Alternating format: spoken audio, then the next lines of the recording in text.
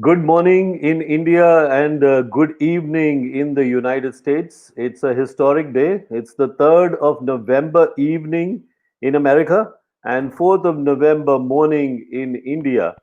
And we are right here with you at PIO People of Indian Origin Television. My name is Munish Gupta. I am the chairman and managing director, managing editor, and welcoming you to this very special live update on the election results, the US presidential election results, as they start pouring in now from different parts of the country with a very complicated, very interesting, very tight election race.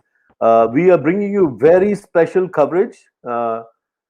In coordination with and helped by our friends. Let me make it very clear. Today, we are covering the campaign because it's the most talked about campaign of former Vice President Joe Biden and Senator Kamala Harris for the Democratic Party. So it's coming from Wilmington, Delaware, the home state of Vice President Joe Biden. And we are very happy and lucky to have our dear friend, Mr. Paresh Perry Patel, who's there on the spot at the place where the election results are being followed by the Democratic Party, by the Democratic candidates, by the Democratic bigwigs. So that's right there is Paresh Perry Patel. He's fighting, he's braving the freezing weather with a couple of jackets, a couple of masks, making sure that he's COVID free. And thank you, Paresh, for joining us. Also coming to us from the United States live is our dear friend and who's been helping us coordinate this is Priya Samant. She's an impact advisor and a strategic consultant. She works in the IT industry. And back with us again is Mr. Ramesh Kapoor, also from the East Coast, a big Biden supporter, fundraiser, and president of the US India Security Council. Welcome back, Ramesh, and good to have you around with us and on this particular critical special night. And of course, my very dear esteemed colleague, veteran journalist from India, and the former executive editor of India Today, India's Time magazine equivalent, and also the president of the Foreign Correspondents Club of South Asia, based in Delhi, Mr. S. Venkat Narayan. You see him spiffy there, sitting in a suit and looking most elegant and elderly amongst us. Uh, so, Perry, over to you. What's happening there in Wilmington, Delaware? All eyes are on America as your friends, I could say, because you are a Democratic Party supporter, as your friends Joe Biden and Kamala Harris set their eyes on the White House. What's happening? What's the mood? What's the tempo? What's the trend right now? Well, I think everybody is very positive. It is looking good. So far, we have made the predictions that we wanted it. I believe the Pennsylvania would go our way. Florida is too early to tell. 90% of the votes are counted. We would like to win Florida, but I think as you see right now, Biden is ahead of the game much earlier. And sure, there are some states we would win, some we would lose. Some of the states, first time we might be able to turn blue. Those would be like Arizona and Nevada and some of those states. Carolina looks good, so we'll see how it goes. Michigan, we don't know which way it's going to go, but so far we are very positive. It looks good. I think we are going to be able to close it. But based on everything we know, some of the states we might not be able to get the count early later in the night or maybe tomorrow or day after. Okay. Perry, since you're there on the ground, let me tell you that Perry is right there outside the big auditorium where, if and when Joe Biden and Kamala Harris win, then they will come in for their victory speech or acceptance speech. And he's been braving the cold weather there. As you can see, it's freezing. I think it's like 40 some degrees Fahrenheit. So, Yeah. but tell us, what's happening inside? Is the media so glued to the whole Democratic campaign? I mean, everybody's asking us this question: why are you covering the Democratic Party? I mean, and I said, look, there's more stakes on the Democratic side because President Trump feels he's already won. So just so you know, Mukherjee, you just said it very nicely. For the president, these two people's party, him and his vice president, they are the only one who is going around the country campaigning or doing anything about it. while you look at it on the Biden side, that is the entire entourage of the 18, 19 candidates plus the President Obama. So there is a lot of people who has a lot at stake. So there are too many people who have put too many efforts, and we are very positive that we can come out ahead in the other end. So I'm very thoroughly convinced. Sure, India and everybody else is anxious to know what's going to happen, but I think let the right person win. As you all know, in India, we believe in the karma. So karma is going to be able to, at the end of the day, karma is going to be able to survive. Perry, you are a close confidant. You are a fundraiser. You are a friend of the Biden family for 35 years, and you're right there in that city. And all of you are like, you live a mile from them, and right now you're at a location which is 4 miles or 3 miles from the Biden home. What's the mood there? I mean, what's happening? Are people anxious? Is anxiety sweeping over? I mean, I see it a little bit written even on some of you's. Some of you. I see Priya, from time to time going, "Oh my God, what's the trend like?" Now she's smiling, and Ramesh is. But Perry, tell us what's going on there. I mean, have you been able to talk to anybody? What's the feeling? See, I think I came earlier on just for my credentials, and based on I got chance to meet with Joe Biden's brother-in-law, that is Valerie Owen Biden's husband, and he said he asked me the question. I said hello to him, and he asked me the question because we know each other well. He asked me, he said, "What do you think about your man?" And then I back asked him, and I said, "What do you think about your man?" He said, "No, I think we're gonna do okay." So based on everything I know, at least the family is very confident. Family is all staying here at the Westin Hotel behind me, and I think if I could turn, you could probably see the Westin Hotels and the logo and everything. I don't know Oh whether you wow. could see. Yeah. We could see. And where's the Now, big auditorium behind you, where this whole acceptance, etc., speech is going to take place? Is that too far from you, or you can show us where no, that? no, I think I'm right. In fact, I think if you could see the flag behind me, we are. Yeah. Okay. So if you see the flag and everything that's waving, so the Yeah. acceptance speech is going to be right underneath the U.S. flag. So Oh, based on wonderful. that, so I think based on everything we know, families home, they're watching from home. Okay. I don't think they're gonna leave until they get a little bit closer to the good. They probably will be spending a night here at the hotel, Hmm. and then whatever time they have to come out and speak because it is too early to tell. That's how it's going to go. I believe mood is everybody is in good mood. Only media is allowed. People are allowed. Also, the Delaware election, some of the Delaware key people might have won also. So our Delaware senators and congressmen and all those governors, they all win the re-election. So they are all in good shape. So currently we are looking good, at least on the Democratic Party. You got the videos that I did it for the Democratic Party in the morning, Yeah. and then also So I we're going send to you. show that. We don't want to keep you. We don't want to keep you in the cold for too long, and we know that nothing is going to happen till the election results become much more clearer. Right now, it's almost just, it's very close. I am watching this on Reuters.com, and let me tell you that the current electoral votes Reuters.com is showing is 98 for Biden, 99 for Trump. So he's come very fast from far behind at 90 some 92 versus 74 to then Biden rose up to 98 electoral votes, but then Trump came very quickly from behind and is now up at 99 electoral votes.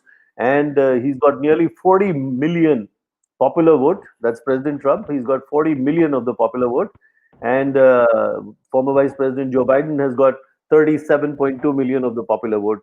So this is where things are standing right now, and we understand that we've got those very special videos from you, Perry, which we will show once you get into the car, and we want to get you to a comfortable, cozy place. We don't want you to freeze because you are our man on the ground, and we will need you tonight, tomorrow morning, and later too.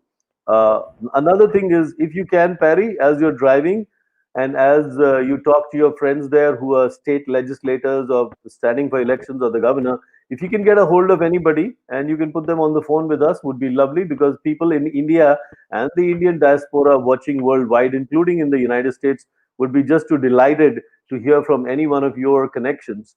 And just to let you know, this live telecast is carried live not only on PIO TV's website and all the social media pages, Facebook, YouTube, Twitter, but also Foreign Correspondents Club of South Asia website, Facebook, Twitter pages, and the United News of India. United News of India is number two big media news agency like AP. Rather, they have a news swap arrangement with the Associated Press, and United News of India is also carrying this on their social media pages. And so it's a big telecast. Whoever we can get on to talk to us would be very good.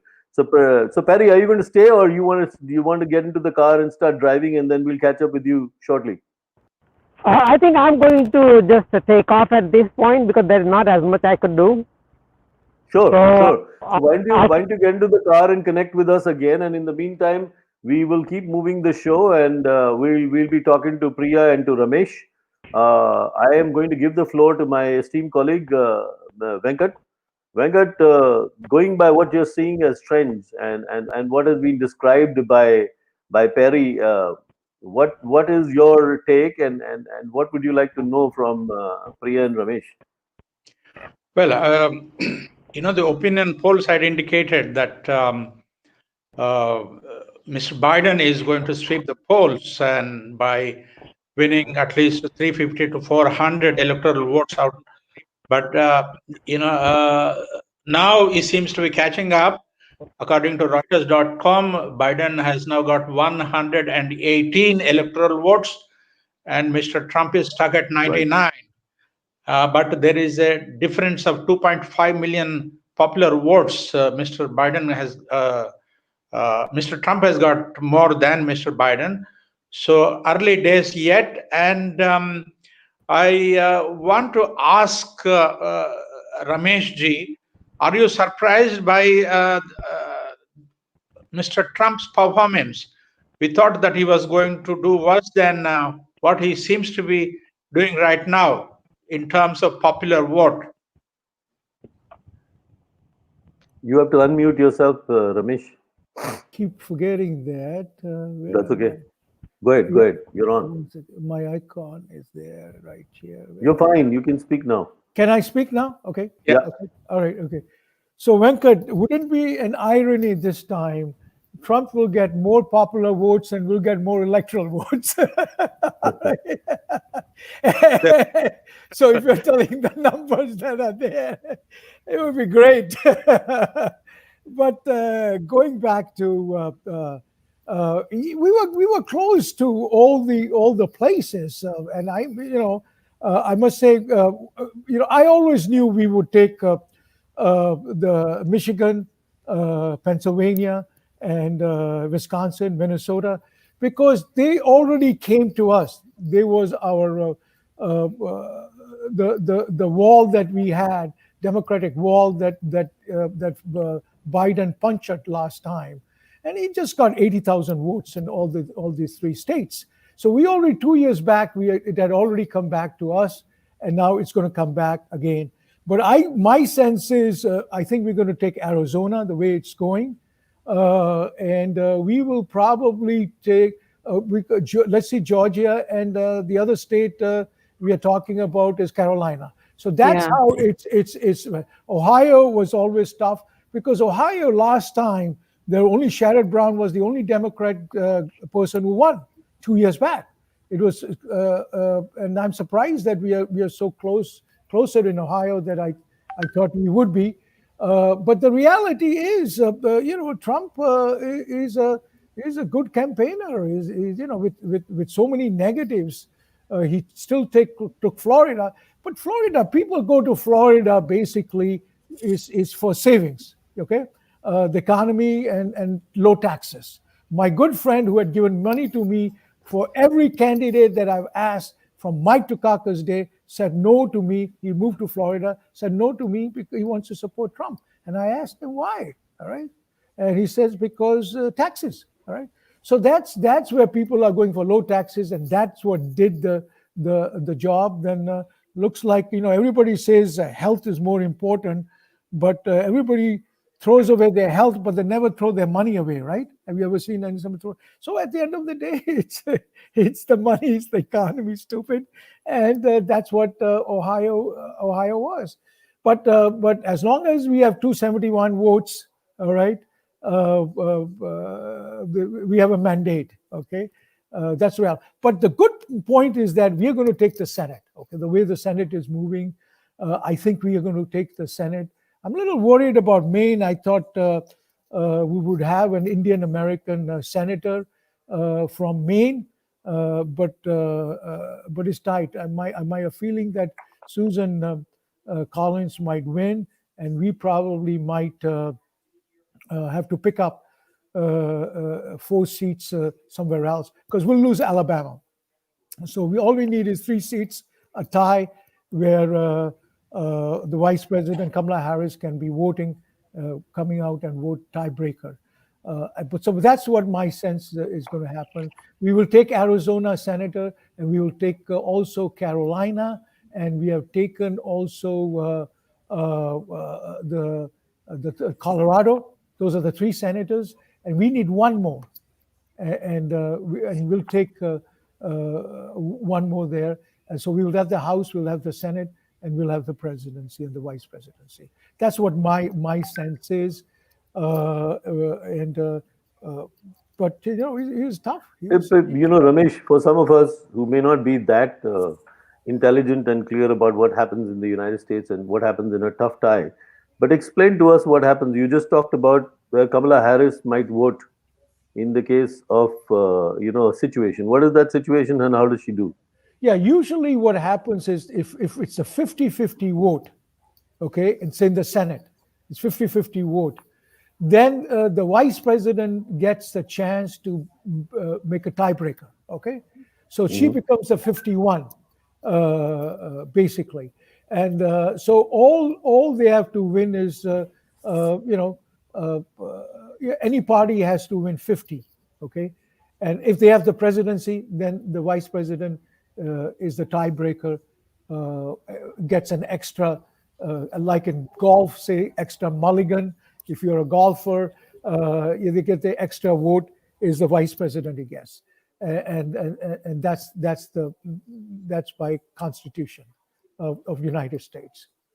No, so only Kamala gets to do that, or Mike Pence gets to do that for Trump too? Yes. If Trump wins, okay, then Pence is that vote he gets, and he has broken a few ties where they have lost when they needed the votes. He has come and broken the tie. Pence has, and it's not Kamala Harris because it's Kamala Harris. It's the vice presidency that does right. it. Sitting Right. Right. Well, we are very happy to welcome with us Priya Radhakrishnan. Priya Radhakrishnan is, if I'm correct, the state director for South Asian for Biden, Massachusetts. Massachusetts. Yeah. Yeah. No, you see, I'm from America. You write MA, I know it's Massachusetts. I'm a sit in India, but I am from the US. So welcome, Priya. We've just been talking about the trends. We've been talking about what's happening there, the mood, the flavor, the color. Naturally, the Democratic Party had much more at stake than President Trump, who had already pronounced himself the winner. But looks like the election is moving in the direction of sort of some predictability that had been shown earlier, not really the landslide victory that had been claimed. So what is the mood there? What is it that you feel? What's your take on what do you see so far? Priya, we'll come back to you after this. Okay, sorry, but yeah. Go ahead, Priya. I mean, I'm talking to Priya. You both are Priya, so I'm talking to Priya Samant, saying we'll come to her later after you. Sorry. Oh, okay. Sorry, I'm not sure which prayer you're talking about. I mean, I live in the blue state, so it's fully blue here. But as for my take, I mean, I think a lot of people expected more of a landslide victory, like you said. I mean, it's a lot closer than I was expecting. I was expecting more votes for Biden, or at least a bigger earlier lead. But I don't think it's looking that badly. It's kind of still early in the race. A lot of those, I mean, as far as the presidential race goes, a lot of the states that are the battleground states are still to be heard from. And I don't want to jump to conclusions too early, but I mean, it seems like it's still kind of early to call most of those states. I mean, with some of those states saying like 20, 30% of the votes and it depends heavily on like what votes they've counted and what votes they've not counted. Like I think Biden has the lead in some of the in the early voting, the ones that have come in before, at least through mail-in and all the early voting. So it's hard for me to say now, but I'm keeping my fingers crossed. My obviously my preference is to see Biden come out on top. So Okay. But as you rightly said, people were expecting a landslide. Those people who supported Biden were expecting a landslide for Biden, and there were those people who said, "No, it looks like Trump might make it, might scrape through." So I think they had it probably better that he had the chance to scrape through versus the lobby that thought that Biden would win with a landslide. But then then I heard from both sides saying it's a Biden tsunami or it's a Trump tsunami. I don't see no tsunami here, So the good part is that climatically, ecologically, we are fine. There's no tsunamis here. We shouldn't. But Priya Samant now, you were very upbeat and you seem a little down. So what's the damper? What's happened? Well, I'm not down. I'm very hopeful, right? The way the results are coming in, things are looking good for Biden. But what I'm seeing as a trend, just with, the country is very, very divided, and that's with all that's happening. Trump is winning the popular vote at this point. That's shocking for me, because with all the COVID stuff and all that has happened, I thought it would be otherwise, but it's not. But it's looking really good in some of the states, the key battleground states, as Priya and Ramesh was saying. We are very hopeful in that, and the part to get to the electoral votes is, even if we don't win some of the key states, but still winning the others, we can get it. We just won New Hampshire, so which is really good. And we are hoping. My one thing was early voting for Texas was looking really positive for Vice President Biden, but now Trump is leading, and we'll see how that is done, and where we go from there. But we still have Arizona, as Rameshji said. Pennsylvania is there, Wisconsin is there.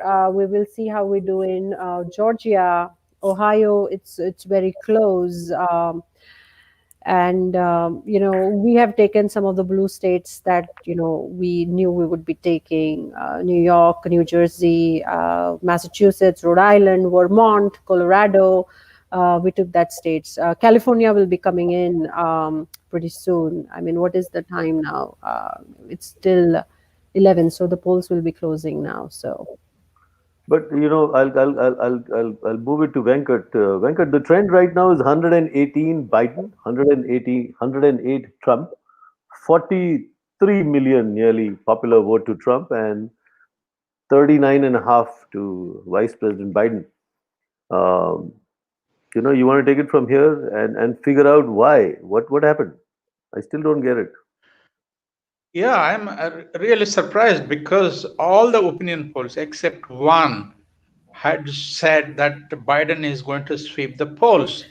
But in spite of the fact that Trump has broken, the conditions, in the sense you had to wear a mask and you had to maintain social distance and that kind of thing, and but he never did that. He defied all those things, and he called scientists idiots, and he wants to sack Dr. Fauci if he comes back and things like that. So the popular vote is still 2.5 million votes ahead of Biden. This comes to me as quite a surprise. But as Rameshji was saying earlier, reverse of what happened last time.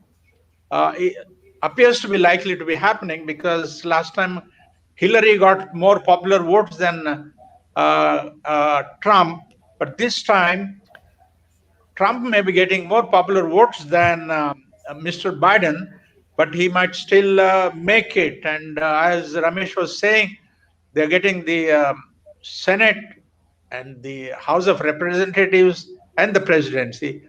Good God, if that happens, I mean, Mr. Biden and Ms. Harris are likely to do whatever they have been promising to do. So let us just wait and see what happens now, Yeah. Monish. See, with the I just want to add here one thing, if that's okay. So, according to the trends, right? You mentioned Trump is winning the popular vote, is because he's doing really well with the Latino voters and also the African American voters.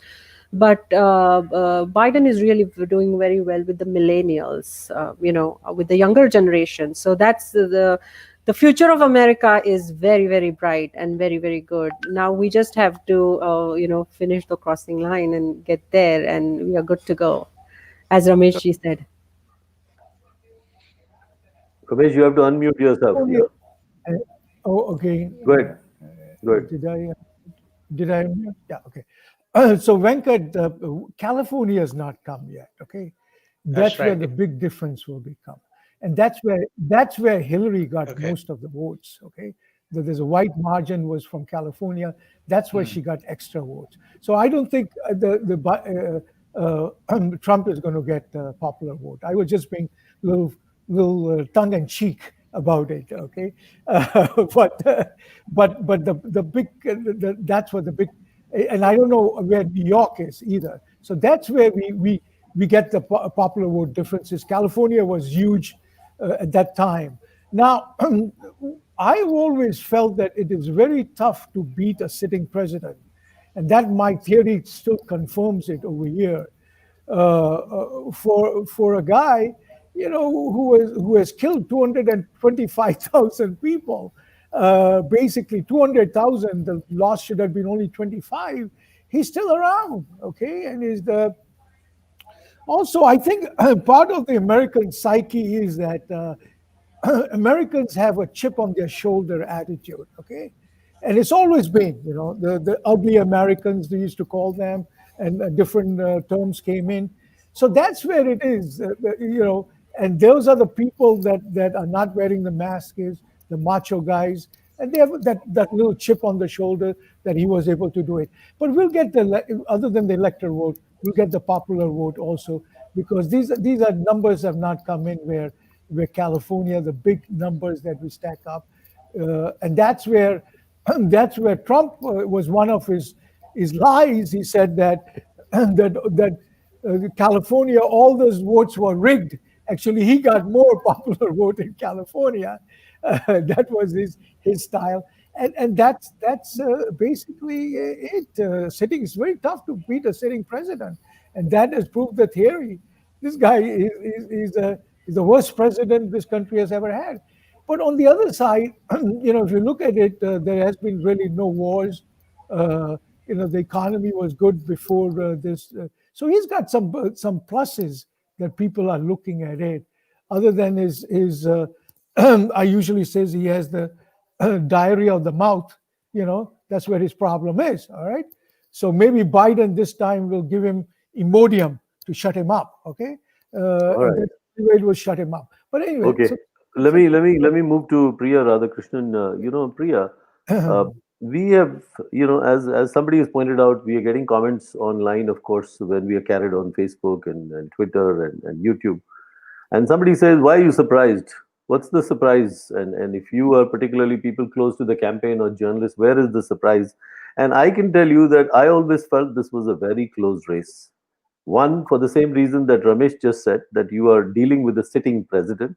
You're dealing with somebody who doesn't mind talking like a typical Yankee. I mean, give him credit where it's due and take it away where it's not. But he spoke to and appealed to the heartland of America in his own different ways. And America is still largely in those red states that you see on any map, particularly during election times. Is a conservative country where he gets his votes from, or Republicans get their vote from. So big cities, big populations, particularly us, since we have Indian Americans here talking amongst ourselves, or we are those smart intelligentsia, talking about the big stuff and the knowledge and he killed 225,000 people, but it seemed not to have made a difference. And what is it that you would say, Priya, is what is it that one needs to do more from a democratic standpoint, since you guys are from the Democratic Party? What is it that you need to do more from a Democratic Party standpoint to woo more voters as we see from the trends? I mean, one, I think to what the point that Ramesh had made, basically, Americans, I don't think, are comfortable with change. Now that Trump had been elected, they want to see a full 8 years. I think most people are comfortable with that. That's probably why you're seeing Trump performing better than we had expected, to be honest. But I mean, at the same time, you've had presidents like Jimmy Carter, who was there for only 4 years. People didn't like his policies. People they did make the change. But as far as like what the Democrats need to do for creating that change, I think they need to kind of I think they're still seen from like the Republican base as being like an elite party, like the educated party. They're not like what do they know about me and my lifestyle and like my day to day. They're not really connecting as well with those average voters. Because I grew up in a Republican state, so I know a lot of people who vote Republican. They're not. I mean, I think Democrats project those people as like, like Hillary said, deplorables 4 years ago. That they're not deplorables. They're people too. You need to learn to understand what they're looking for and try to reach out to that base and to try to give them what they are looking for in the next 4 to 8 years. So it's more about understanding what they're looking for and speaking in their language. I think that's probably the missing piece that some of the Democratic Party is missing right now. I mean, that's how I see it. No, but that's a great analysis. That's a good insight, because I also felt that it's somehow one gets the feeling that that this is a cosmopolitan movement. That you come out and you rush out into the well of Washington D.C. to protest when Trump becomes the president, saying he doesn't really do justice to dealing with or being fair to women. One, you remember the big rallies when Trump got elected, but nothing became of it. It didn't turn into a huge movement for the next 4 years. And you were right about the fact that Americans get reclined to the fact that if somebody's got 4 years, let's give him 4 more years. And like Ramesh even mentioned, nothing drastically wrong has happened in the last 4 years, other than COVID, which is not his doing. He just hasn't taken care of America better, in our opinion, or whatever. A lot of people haven't taken care of their countries. But coming down to it, you're right, Priya. What will it take with new immigrant voters? Is Democratic Party being seen as a party of newer immigrants versus the heartland, the old white Americans? Maybe even some blacks and Hispanics might start feeling after 2 or 3 generations of being in America that these new guys. I mean, are they just pumping in new people into the country, and what are they taking care of the old guys for? Is that sort of a feeling? See, I mean, America is land of opportunities, and it's always open to immigrants. I mean, we should not forget our history and our foundation, right, where we come from. So, I don't think that is something, because Democrats have always been very open about immigration, and because you all are joining from India, that has been one of the key issues with Trump, putting the hold on the H-1 visas, especially for the IT industry. So, I mean, I think that is not the issue, because one thing is Democratic Party has been very inclusive, and that's why I'm a first generation immigrant. So is Ramesh ji, and I've been here only for past 20 years, and here I am sitting today giving my opinions, for this election. So you can see how inclusive the party is, and the opportunities one can have.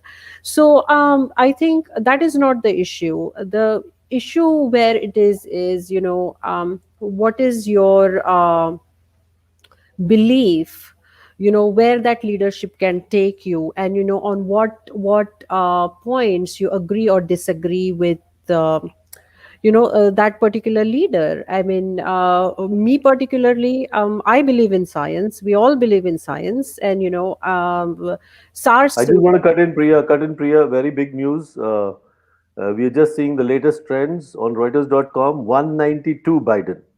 192 Biden. California, the entire West Coast has gone to the Democratic Party, and I see it from top all the way down to California, and it's 114 for President Trump. That's what it seems like, and it seems that Vice President Biden may be catching up on popular vote, but still far behind. He's probably 4 million votes behind President Trump. President Trump is at 44.5 million popular vote, and former Vice President Biden is at 40.5 of almost 41 million Yeah. popular vote. But that's a big move up So, from the trends that we were seeing. But let me ask you a question. so I It's am the going same to. line, I'm same actually line, going same to. line, same line, Priya. For a Just minute, one for a second. minute. I just Okay. wanted to share with you on Politico is that Vice President Biden is showing 209, Trump is showing 119. So,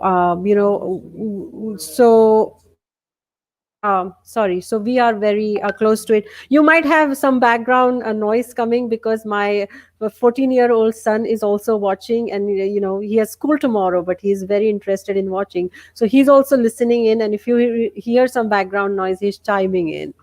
No, don't worry. He's a stakeholder. I mean, he's growing up fast. 4 years from now, he's going to vote, and looks like in the home that you nurture, it will be a Democratic Party vote. But before we because we know that we have to get in other guests, but before we let Priya Radhakrishnan and Ramesh Kapoorji go very quickly, Venkat. I mean, it seems like. COVID-19, and tell me, Venkat, what is your view? And then we'll ask our guests. But COVID-19 has I had a big discussion with a very senior diplomat in India yesterday. But COVID-19 is making countries look inwards. They have to focus on their own healthcare. They have to focus on their own economy. They have to focus on their own people, the well being of their own people. And they can't be that outward looking as we were. The world was becoming a village, and we were flying all over the place, and the planes, trains, automobiles were connecting us, these flying cars, whatever. All that is going to come to probably a grinding halt for a while at least. Is that something that has still favored President Trump's popular vote, despite the fact that all of you have things that he hasn't done right? What do you feel, Venkat? And then we can ask Ramesh and Priya Radhakrishnan to comment. I'm going to just take a little break and come right back. Go ahead, Venkat. You have to unmute yourself, Venkat. Yeah, I'm trying to do that. Okay, you're on. Yeah, I am actually surprised that in spite of the contempt Trump has shown to Corona and defied scientists and, addressed massive gatherings without bothering about, their welfare. And the fact that 30,000 people who attended the 18 rallies Trump has held close to the airports have been infected with the coronavirus, and 900 people among them have died. In spite of all this, I find that Trump is doing quite well. He's at least 3 million votes ahead of Biden. Is the world taking Corona too seriously? Look at the way Europe has been in a mess. Germany, Spain, England, France, but in America, in spite of the fact that Trump did not take it seriously, defied it, and went around, and thousands of people attended his rallies, and the worry about Corona does not seem to have made a lot of difference as far as the people of America in Middle America are concerned. What do you think, Ramesh ji, about that? Unmute yourself, please. Okay, I'm Yeah, trying to yeah, do it. yeah. You're done. Am I unmuted now? Yes. Okay. Let me just go in terms of just a little earlier, and then I'll come to this point. What do the Democratic Party have to do? All right. You see, what happened is that the reason manufacturing left the country was started with Ronald Reagan. Okay, what he did is that he took what is called investment tax credit out. Okay, and the Commerce Department, the guy who was in the Commerce Department, made the statement that we do not want manufacturing anymore. Okay, and there was a deal being made that the other countries will give up their agriculture, and we will move their manufacturing to that. And what happened was that manufacturing started to move back, but then the rest of the world negged on agriculture. They wanted to be that. But so that's where the problem started, was Ronald Reagan. And then the problem was also Bill Clinton. And he started, the problem was started with him is because for the first time, he gave China most favored nation on a permanent basis and brought them in the WTO. All right. So the problem, when it used to be every year they have to be renewed, the most favored nation. Okay. And China would be careful, much more careful, not that boisterous and that bluntly doing things, because every year they had to get renewed, this most favored nation.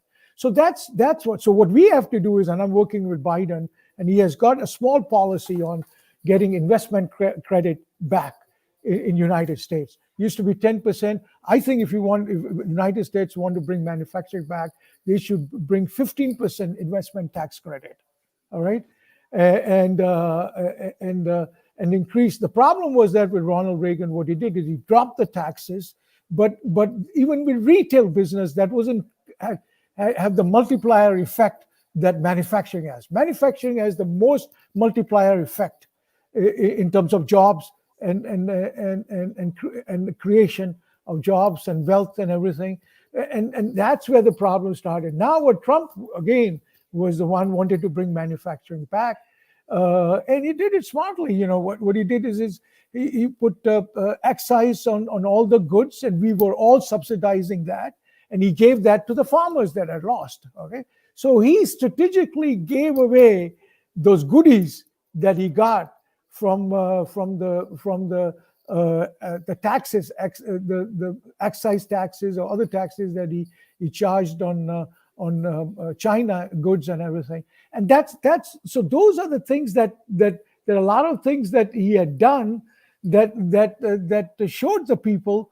And so we've got to do the same. You know, we lost all the small businesses we lost during Bill Clinton's time. Okay, and he's the one who did the trade with Mexico, United States, and that's what trades expansion, globalization was Bill Clinton's idea. And I know the secretary that was Rubin that came out of Wall Street that did that. So we lost small businesses were always for the Democrats. With Bill Clinton's time, we lost all that. So it's always it's always certain things that the presidents do that have an effect for a long time. Look at George W. Okay, no, Bill Clinton had a surplus. He had a surplus. We were ready to bring the total deficit down to zero, the way we were going.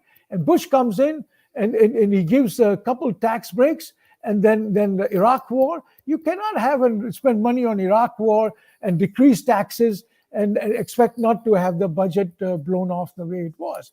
And now it's a different story. Now we have to spend whatever we have to spend, not worry about with this COVID-19 to get the economy going. So it's always certain things that are monumental that presidents don't do that. You don't realize it, but they have consequences down the road. So some of these things that Biden will have to be more careful that they bring investment credit back.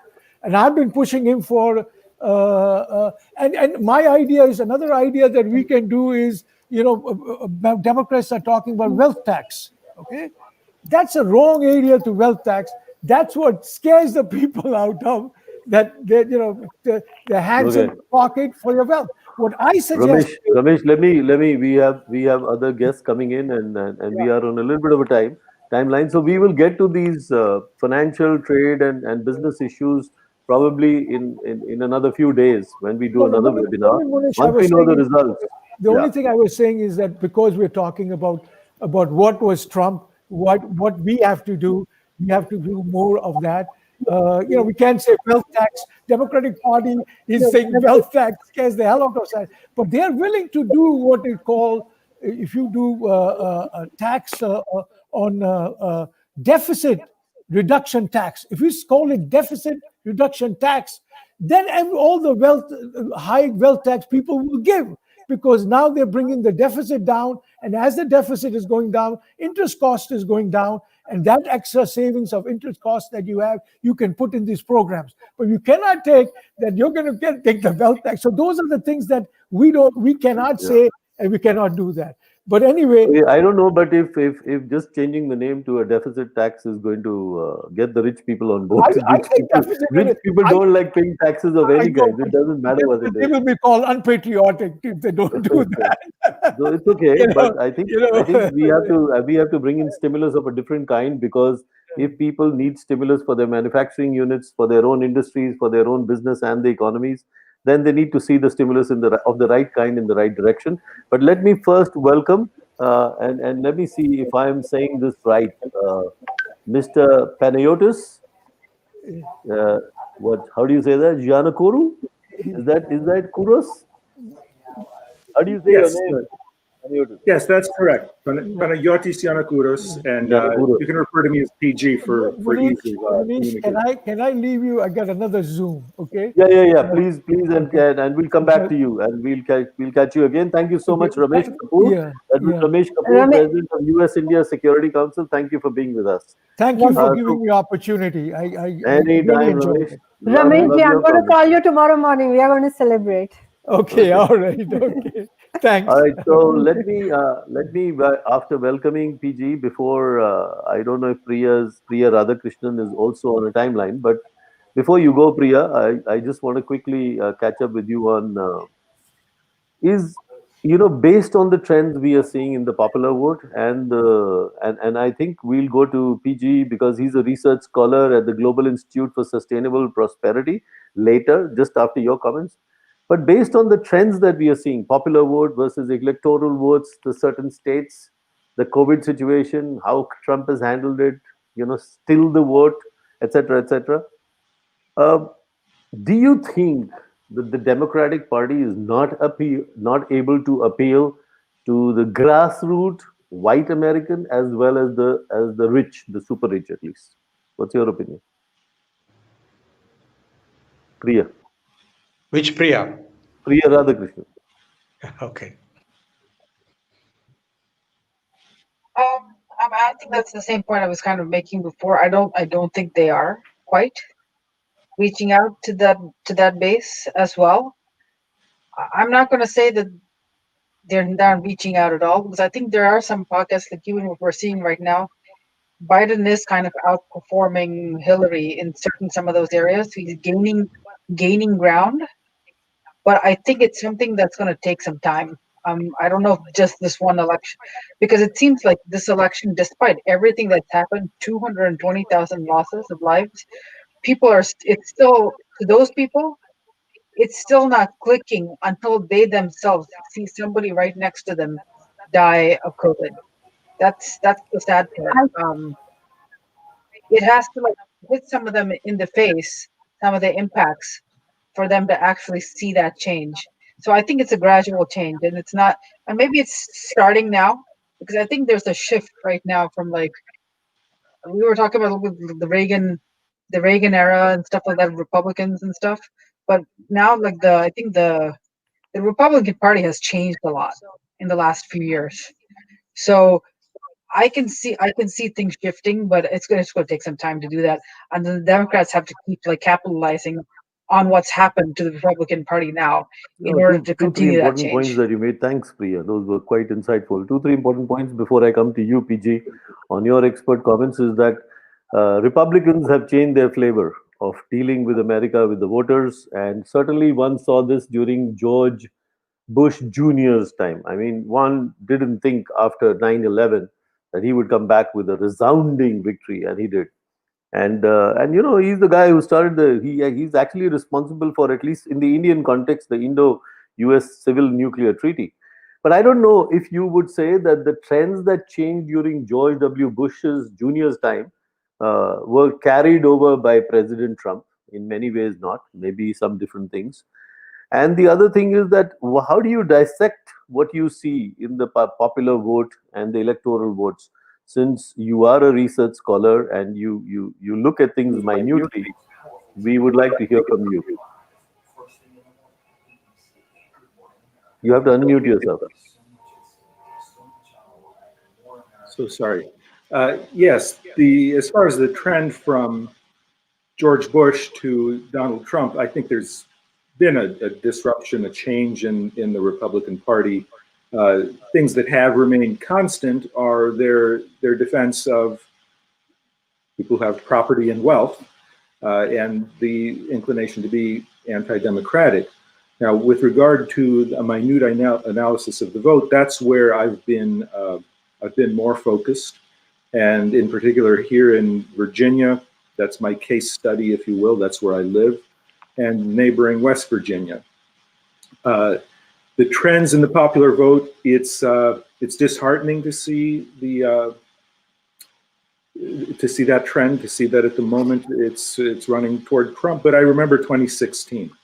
I remember sitting in a watch party, standing actually in a very crowded watch party, and looking at the models. And yes, I do. I work with models. I work with statistics, and I was not at all surprised by what I was seeing there as the dials shifted away from overwhelmingly for Secretary Clinton to what transpired. So I'm not too surprised with what's happening tonight. What's happening at the minute grassroots level is, I think, something that's been touched on well by some of the panelists already. Priya Radhakrishnan pointed out the alienation that a lot of folks feel. I come from the Bernie Sanders side, so that's how we had been interacting with that base. And what I saw here in my test bed was that had we put Senator Sanders forward in 2016, the deep red all around me constantly said, we hate socialism, we don't like socialists, but Bernie is honest, and I would vote for him. And my area was against Trump when they had so many candidates in their primary. He was the least popular in my area. So I think that we're failing to pick up on some things. So that's a broad overview, and I can go into more detail in various directions as to why that may be and what some of the dynamics are that I'm seeing from my side. I have, because you're a man of statistics and research, I have one big question, because we asked that same question in the November 1st thing, and I'd love to get, because Priya Samant had already commented on it, but we'd love to get your take and Priya Radhakrishnan's take on it, is how much of a difference did adding Senator Kamala Harris to the ticket make in favor of the Biden-Harris ticket? Is what you seeing today? I'm still, I don't know why Reuters.com is stuck, but maybe Priya Samant has, or one of you has latest trends. If you could tell them, if you could tell us what the latest trend is. But how much of a contribution to the electoral votes and the popular vote has been made by adding Senator Kamala Harris to the ticket, without getting into the Bernie Sanders versus Joe Biden thing? Well, first you go, PG. Yes, well, just looking at the numbers, the primaries would tell us perhaps not a lot, because if we just rank the candidates from that perspective, if we look at the diversification of the portfolio in terms of policy, in terms of perspective, I personally, and in my circles, we were very optimistic seeing Senator Harris brought on. How that would have resonated with the base is a more difficult question. I'm somewhat troubled by the numbers I've heard about the African American and the Latino community. I do understand maybe some of the Latino component is driven by, as you commented, the Florida vote, which it's not a homogeneous block. But I think overall there was some diversification to that portfolio, so that would have maybe added more appeal than we would guess just from looking at the primary results. So let me rephrase my question. Minus Senator Kamala Harris, what would have been the situation today? What would you say? I mean, try to pin it down. What would have been without Kamala Harris? Somebody else on the vice presidential ticket. PG? Without Kamala Harris, Vice President Biden having picked somebody else. Mm-hmm. And who else? Yes. I suppose folks on the left were asking for Elizabeth Warren. How would that have been? There was some disappointment on the left with regard to the platform that we finally settled on. I was very much involved in the Democratic Party of Virginia convention and watched very closely the platform as it formed in the national convention. We had immense energy here in Virginia, and we had great unity with the Biden delegates around policy. And that was not to get on the topic we said we wouldn't get onto, but that was some of that policy from the left side of the party. And Senator Kamala Harris brings some of that in with her interest that she had in the job guarantee. That was a positive aspect. So I think it's hard to say. I think she was a good pick. Okay, Priya Radhakrishnan, your take on the same questions. Yeah, I mean, it's hard to say for me as well. I mean, I can say that I can speak from more from an anecdotal perspective. I think from like a South Asian perspective and from a woman of color perspective, she probably has picked up some of the votes. But I don't know if that's something I could say as a blanket trend. From a policy standpoint, because there's all kinds of rhetoric out there, like where are her loyalties to this community or that community, and I mean, without getting into that now, but from a policy standpoint, I don't think she was seen. I think is definitely further left than Biden was, and to what PG said, hopefully, it might have captured some of Bernie's base, if not all of it. But there were some other preferences, I think, in that within that voter base. So it's hard for me to say how much better that she might have brought. But I don't think. I mean, I don't think it's a bad pick. I think she was a good pick overall, though, for him. No, I didn't. I'm not talking bad pick, good pick. I'm just saying how much of a difference it has made in what we see now. Priya Samant, you want to say something? Go ahead. Yes. So I just want to add to what they're saying is that from a fundraising perspective, Kamala Harris's nomination kind of mobilized a lot of voters because they were women based and not just women of color but also the white community. It did from an immigrant perspective also with the African American voters as well as the Indian voters, Indian immigrants, Indian American voters. It kind of mobilized the base. So it was a very, very good pick, not only from a policy perspective but also from the fundraising side of it. It worked a lot. I mean, but you guys are Democrats. You guys are Democrats, but let me tell you something. The popular sentiment in India today, watching the election race for the last 6 months, just 6 months, 4 months maybe. Before that, it was all COVID, but in the last 3 months, people have started paying attention. They were disappointed with the utterances from Vice President Joe Biden and Senator Kamala Harris. So India is a different story altogether. Indian Americans are a different story on that side of the continent. So we can't mix up the two because Indians will always naturally want to see what is India positive or India-US ties positive on this side, whereas Indian Americans are citizens of that country and go to vote. So naturally they worry more about, as our friend Anu was saying the other day, not CAA but ACA. And but anyway, I think the trend so far. Anybody's got other trends than Reuters? What are you seeing, PG or Priya Samant? What's the latest right now? You have to unmute yourself. Yeah. Sorry. So I'm just saying I'm looking at Politico. It's 209. It's still showing 209 for Biden and 117 for Trump. And Texas is looking very promising for Biden now. So we will see how it goes. Yeah, but Fox News just updated to 223 for Biden. 223 for Biden, 148 for Trump. That's on Fox News. That's Fox. So that's good news for Fox News, or that's bad news on Fox News? That's a bad news for Fox. No, we listen. This is the first. This is very strange. I mean, I came to America during the heydays of NBC, CBS, and ABC.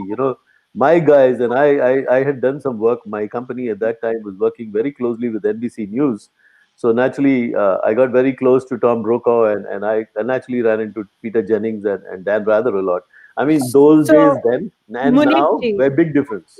I need to add. So Biden is leading the popular vote from 49.6%. I mean, it's very close to Trump, 48.9, and Biden is 192 electoral votes and 114 for Trump as of Reuters. Yeah, but that's Reuters. But we just got another statistic from PG. PG, where Yeah, where was that's that? Fox. That's Fox. No, but there must be something. There must be something positive if Fox is saying 223 versus whatever that number was, 140, 148. But anyway, uh, different than a lot of predictions. And we heard from Venkat day before yesterday. Venkat was talking about the popular polls and the numerous polls that gave Vice President, former Vice President Biden and Senator Kamala Harris a resounding victory. Um, what do you see, Venkat? Do you see any trends vis-a-vis what has probably fallen through on the Democratic ticket from India, standing from this vantage point here? No, you see, I do not look at the American election from the Indian point of view, because Americans are voting for what is good for America. India won't figure too much in that. And the first generation Indian Americans may be having a soft corner for India, but the millennials, so the people who are born in America and who are American citizens, they have a stake in what is good for America, and India is only secondary. But the point is, there is a bipartisan consensus between the conservatives, I mean, the Democrats and the Republicans, about the need to keep good relations with India and getting India to play a pivotal role in Indo-Pacific region. So this doesn't surprise me, but I'm very happy to see that Fox has given 230 odd seats. That means Mr. Biden is just short of 40 seats to make it, and he has reduced the difference in the popular vote. Is 53.427021 votes, popular votes.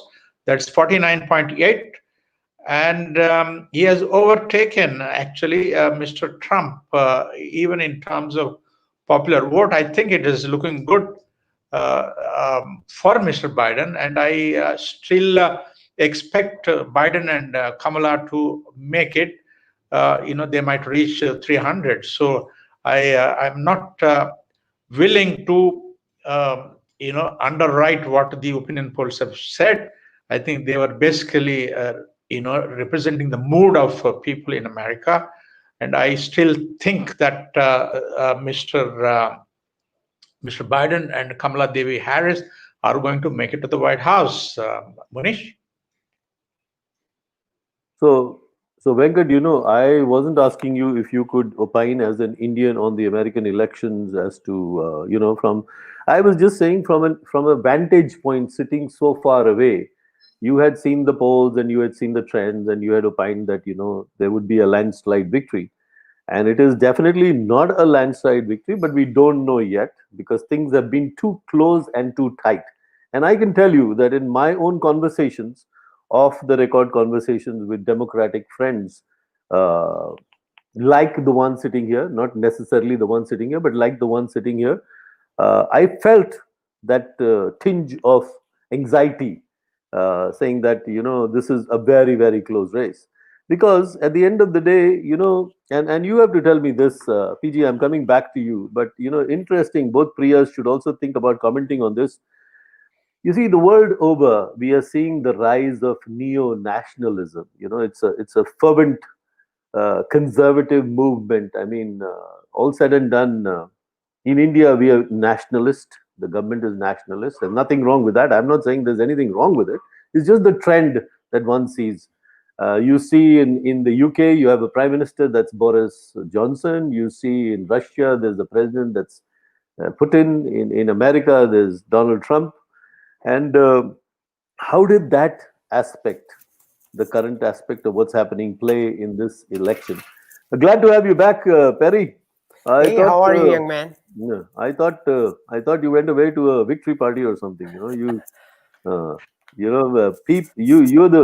one upbeat guy. But we were talking to PG about something I just commented. So herein, PG, the floor is yours. Let's hear from you. On the role of nationalism, I have another perspective from Greece. My name is Greek, and I think that a part of that, it comes from, in the United States at least, and in the reference point I'll give on Greece, a paucity, a lack of compelling solutions to real problems. And in the absence of that, I think there's a flight to another place to seek a sense of security, perhaps, without viable alternatives.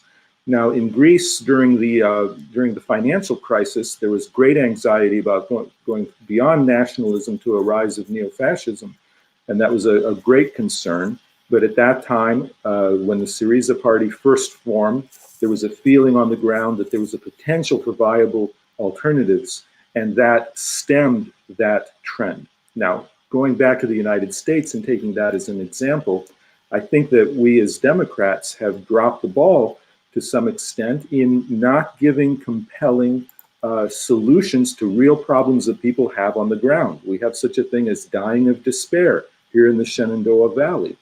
And Mr. Ramesh Kapoor, I think, very well stated the seed of that problem. He talked about the quandary of how do we talk about taxes? How do we raise taxes? And I think the problem that we've had as Democrats is that we have bound our hands with pay-go and with balanced budgets. And we see that when the Republicans come in, they throw that to the wind and they get their agenda done. Nothing bad happens. We then, when we get our turn, we tie our hands and we can't give compelling solutions to our people's problems. And is it a wonder that they don't trust us? I think that Vice President Biden is opening those doors. I think COVID has showed us very clearly that we were mistaken in following the economics of the late 20th century, and that it really is time for us to come to modern money theory, which is what I'm an expert in and what I advise candidates in. And that's a part of where that honesty resonance was coming for Senator Sanders when he ran, even though he pulled punches, even though he was cautious in 2016. And even in 2020, he put a complete platform. It was only after he had pulled out that he really started speaking very plainly about these things. At the very micro level, in the many campaigns I've been involved with, the many candidates I've advised, I think that's where our potential is. A prime example, case study again, West Virginia 3rd District. It's lost right now, but the person who ran against the person losing right now in the primary was a 100% MMT candidate. He spoke plainly to his fellow constituents. He would have been the first African American representing West Virginia. He spent virtually no money and lost by 60 votes. I think we have the potential to tap that within the Democratic Party. And I'm hopeful that Vice President Biden and that Senator Harris see that, will be open to that. If we get past the election, it's too late for the election now, but when we go into policy to really revitalize the Democratic Party and capture some of that energy we had in the DPVA convention and flip those red votes, which sometimes I call them tooth decay. If you press on it, it will crumble. But we haven't pressed on it the right way. Okay, no, that's a very interesting point that you make, and definitely you have to. I mean, looking at the current trends and what was said earlier in all kinds of polls and surveys, you have to think of flipping the red vote, because after such a tough fight, if the Biden-Harris ticket comes into the White House, and you have to think beyond the first 4 years, because you can't really get things done in 4 years. You really need a full 8-year term, 2 terms to be able to accomplish that. But coming to you, Priya, do you see the trend from what? I mean, will they see the trend? Will if they come into the White House, will Biden and Harris see from the voter trend that they have to probably stop being less liberal, a little more conservative, and where do they need to hit, and what policies do they need to change? Will they? I mean, will there be a rise and awakening from this, or Democratic Party will remain what it is and go on and sort of revel in the glory of this election if they win it? Which Priya? Priya Radhakrishnan. Okay. The serious one. Okay, you're looking too closely at the trends, both of you ladies. Smile. Look at Paresh. He's already declared everybody a winner. And come on. So Priya Radhakrishnan, quickly, do you see that change happening because of the votes that are coming in? I'm not sure Okay. that I see that. I think they're going to try to do the best what they think is going to be for the people and the country and the U.S. Like you said, like when you're discussing, like when people look at voting, they're looking to vote for what's best for their country. The U.S. president is looking out for his best interests and his country's best interests, and I think that's the trend in most of the countries right now. You're always looking out for just your people. And they're going to try to do what they think is the best, but I'm not sure that it's going to be that easy to change people's minds to say they should be more this way or that way. Though, I mean, as of now, I think as compared to the Republican Party, I think the Democrats are willing to listen more to the people, but I don't know that they'll change course that much. Great. But Biden, just one comment is that Biden, by nature, is actually more of a moderate, and I think that's probably why most Americans chose him to be the candidate, the Democratic candidate in this election, and I think that's where most people are leading, and so I'm hoping that's the way they go. Great. Well, thank you, Priya Radhakrishnan. Thank you for being with us. She is the Massachusetts State Director for South Asians for Biden, and thank you for sparing the time, being with us, and giving us your insight. Please stay with us, connected. We'll come back to you in if not later tomorrow your time, then later in the next few days for whatever be the outcome of this election. Thank you so much, and I know you have to exit. Paresh, welcome back. You disappeared for a very long time. I thought you stopped by on the way back from the venue to say hello to the Bidens and look at the trends together with them. What was going on? What made you disappear for so long? Tell us your story.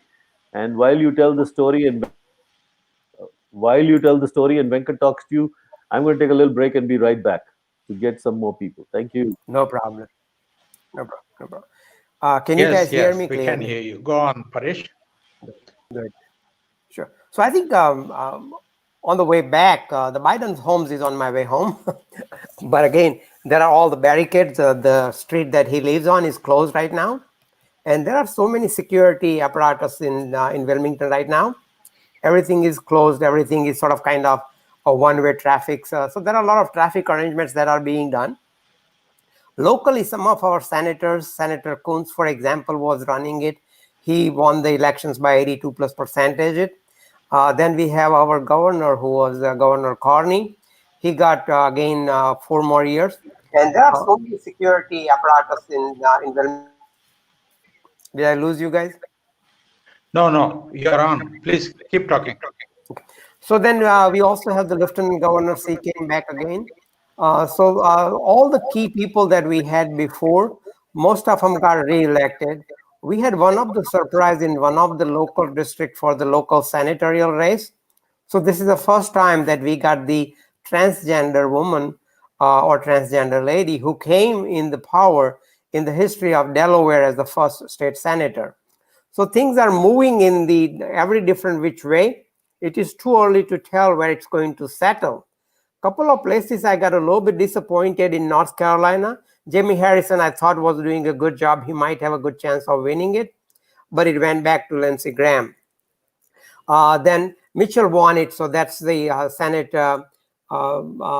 majority whip, and he won it. So that's going to be a little bit of the setback, because if he is the leader for the Senate, and if the Senate comes back, as we all know by now, looks like the House of Representatives or the congressmen, that is going to remain Democrat based on everything we know so far. So that's where we stand. We would like to see, there are a couple of toss-up states that we are looking from Republican to turn to Democrat. I didn't get a chance to pay attention to see if that happens.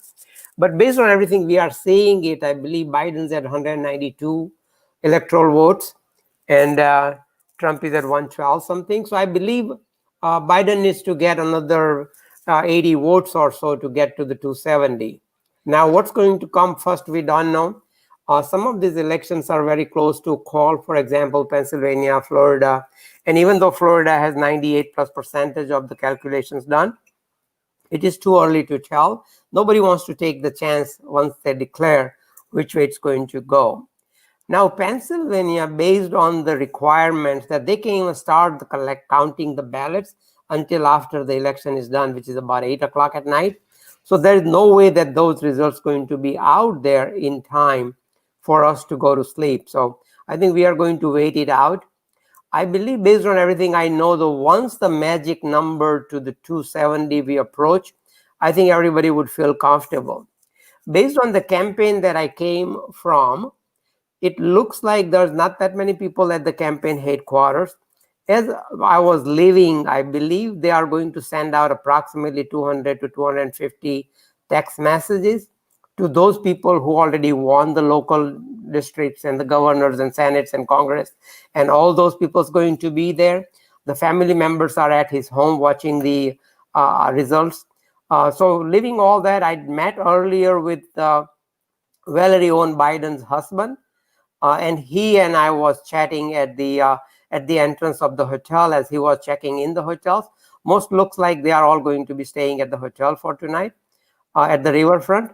And he was asking me a question. He says, what do you think about your man? And I was asking him the question, what do you think about your man? So we were both teasing each other, and we both were of the opinion that I believe he should be able to get in. Based on everything we know, it's getting close, 192, 114. So we need about 80, 86, 87 votes more to get to the 270 magic wall numbers. Paresh, actually, Fox is giving a much bigger number. PG just gave it to us. Would you like to tell us that? And welcome, Anu Kosaraj Garu, Bagunara. Welcome. Yeah, PG, kindly unmute yourself, and what are the figures Fox is putting out at this point of time? Okay, I'm not sure why there's such a disparity and why it's lingering so long, but the Fox numbers haven't updated much. It's 223 for Biden-Harris with 49.8% of the popular vote, and they're listing 56,900,000 for that, okay, and 166. Now that has updated for Trump at about 55,500,000 votes. I'm not sure the details of where they're getting that and why the disparities are holding against the 192 versus 114, both on CNN and MSNBC. That's right. Priya, what is Politico saying? Can you unmute yourself and give us those figures? Yeah. So it's loading. So Politico was showing 209 for Biden, and they updated Trump from 114 to 120. Yeah. So Trump is catching there. Biden is still showing 209. So, and let me see. Trump has currently lead in Florida, North Carolina. Biden is really doing good in Arizona, which is great. So yeah, so that's the trend. Yeah, okay. Anu Kosaraju, welcome to the show. And what kind of figures is the channel which you may be watching showing? I'm actually watching multiple shows. I'm trying to find good news in any channel. But I think it'll come down to, as Mr. Patel was saying, to is Pennsylvania, Michigan. Arizona is actually called already for Biden. It is pretty close. Almost 75% of the vote has been counted. I think Arizona isn't squarely in the Biden camp. It comes down now to Michigan and Pennsylvania, and Wisconsin was the shocker tonight for me. I did not expect Wisconsin because Biden was leading double digits. And it was very unusual to see the reverse. And I haven't done the percentage vote. And I'm not disappointed yet about Michigan, simply because I know that over 50% of the vote hasn't been counted. And I think that's where VP Biden's lead is going to come from, which is in the absentee ballot. So all the suburbs and the urban areas are missing. And so we expected a red mirage tonight, in the sense that all of the votes that we would see tonight would be in Trump's favor, and that he would actually use this to declare victory and then say everything after tonight is fake. Basically, that's been the strategy. And I'm afraid that this narrative will work for him, being that the races are so close. I am disappointed that so many people can still stomach this presidency, the autocracy, the white supremacy. So that is still breaking my heart, to be honest. Are you saying you have given up on the possibility of Biden-Harris making it to the White House? I'm sorry, Sylvester Venkat, I lost you there. Yeah. Have you given up hope on Biden making it to the White House? I was asking. No. I still have faith in the American people will make the right choice. I just thought the margin would be wider. I think we're going to make it in a sliver. I was thinking maybe we get 330 by building back what they call the blue wall. Michigan, Wisconsin, and Pennsylvania. Maybe we don't get to 330. Maybe we only get 275 or 270 odd, but that's all you need. What I'm saying is the narrow margin is disheartening. We wanted a mandate. Yeah. But let me ask you, because from some of the news, Priya, let me just come in. From some of the news that I'm watching, and this is live coverage coming from America, from American news agencies who are quite diligent in their coverage. So a couple of things that stand out is they say that, for example, Biden probably got the votes on the virus, but Trump got it on the economy. Let me ask PG that first, and then go to the ladies and Paresh. What do you think? Yes, that's something we anticipated. In fact, we led up when Trump took office. He started with a $1.3 trillion tax cut. And unfortunately, many in our party were still saying, oh, that's going to be terrible, that will harm the economy. And we said, you need a narrative that will explain the economy doing moderately well out of this, because the accounting identities and the nature of deficits said that even though those were poorly spent deficits that went to people who wouldn't be spending, there would be, we had predicted, that's the MMT component, that it would turn out this way. And so it's a shame that he's been able to harness that. I think there should have been greater pushback on that, and we could have done much better, because the inequality that it has driven, the quality of ordinary people's lives has suffered terribly because of how we accumulated those deficits. And now as we go into the corona response, of course, we have mentioned the raw number of people dying, but at the same time, it's been taken as an opportunity to retrench and to institutionalize pre-existing inequities, as opposed to building back better. So it's great that that is a theme for Vice President Biden. We needed to hit that harder beforehand. And I think that's where the future and the path going forward lies. And I have hope. I have hope if we retake that we can, in fact, build back better and change some of this narrative. So that's an important point. 225,000 people dead. Trump has been blamed for losing those lives in America, but he doesn't get the votes for the virus. He gets it for the economy. And economy will become one of the biggest issues coming out of COVID-19 everywhere in the world. Every country is looking at an economic disaster, if not, something probably different. So the paradigm is going to change on economy foremost, and that's why countries are looking inwards. Countries are going to become conservative. Even India or America would say made in America, jobs for India. So where do we go? I mean, what is it that you anticipate will change if these two your candidates, Biden and Harris, would win? Would there be a radical change? Let me first go to Anu and then Perry. I think spot on. The stronger message that didn't come out of the Democratic Party is that actually the Biden economic plan to build back better is actually the best way to come out of this recession. One, because, and not because I'm saying it or because I'm supporting the ticket, it's because Goldman Sachs, Moody's, and several renowned economists around the world actually endorsed the Biden plan and said that this is the way to come back. Build, I think, more than 7 million, or at one point, including the climate plan, was almost 10 million new jobs. I think that I didn't see too many ads on, and I'm in Michigan, I'm in ground zero, I'm in the battleground state. I did not see economy focused ads from the Biden campaign. So that was something that I thought, I know it because I'm so entrenched in this and I can only reach so many people. This should have been slammed everywhere that Biden is better for the economy. If that was going to draw people to Trump, if that was the only redeeming factor for Trump, we needed to squash that narrative early on and very strong. Maybe that was one of the things that didn't come through from the campaign, that this was overwhelmingly is better for the... Yeah, I certainly didn't see that emphasis coming. I think we were the Democratic Party was harping too much on diversity, on inclusion, right, on a woman, on a woman vice presidential candidate. And all said and done, when the country is going through a pandemic and economic crises, they tend to not look at what would otherwise seem, very logically important for the future of the country.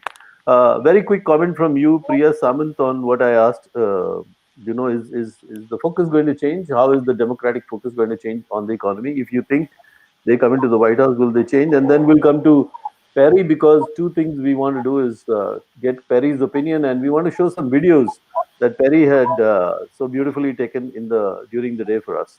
So Priya Samant first. Right. So see, I agree with what Anu said. Like, Vice President Biden's economic plan was endorsed by so many well-known agencies. And I think once they get to the White House, if you remember when President Obama got the presidency in 2008, we were in a really bad crisis at that point as well. And, we emerged.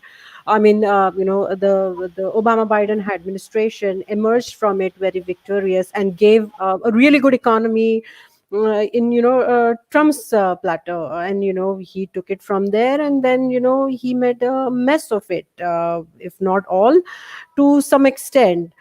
So I think getting in, once the Biden-Harris ticket gets into the White House, I mean, it's not going to be an easy road for them, sure, because there currently there are so many crises that the country is grappling with. But with the economic plan they have, with the methodical way of approaching and the processes, it's not ad hoc, that you do it on a whim. The way the current sitting president does it, there we will emerge. It will be a time, it's an effort to be there, but it will happen slowly and steadily. All right, thanks, great. Perry Saab, so what's your take on, you have to unmute yourself, Perry. What's your take on the question I just asked? And then we'll come to play some of the videos, take away the monotony of a discussion only on trends and politics, and show some of the color stuff. And then we'll come back to our discussion. I hope you can continue to stay with us, PG and Priya and Anu. Thank you. So Perry, go ahead. Sure. Manish, I think, again, I wanted to emphasize maybe a couple of things. Usually in life, what happens is crying baby gets milk. That is what Trump was good at doing, what he did. He was constantly talking about economy. But between you and me and everybody on the call knows, he had not as much to do with the economy. It was the economy that when the Obama administration took it over, it was stagnant. If nothing, it was a recession. it was the Obama-Biden administration who had the thought process, who has the plan. Based on the plan, they bailed out the auto industry and everybody else, and that is where the economy grew. Only thing somewhere we missed out as a Democrat, and I take full responsibility just as much as everybody else does it on the call, is that we should have talked about those issues. We should have let the people know. The another thing that is almost like you don't do that at the election time. You talk about increasing the taxes. People have a very short memory. And what we find is when you talk about people that you're going to increase the taxes on anybody who is making $400,000 and more, you and I know, based on everything we have in our Indian community, most all our Indians are above that. So what makes you think average Indian who is doctors, who is lawyers, who is a professional, who is making $500,000 a year is going to be able to get on board? Usually those issues you don't want to, I mean, what Biden is doing is rightfully so. That is what we needed to do. He's just trying to take the taxes and spread it among everybody so everybody pays their fair share.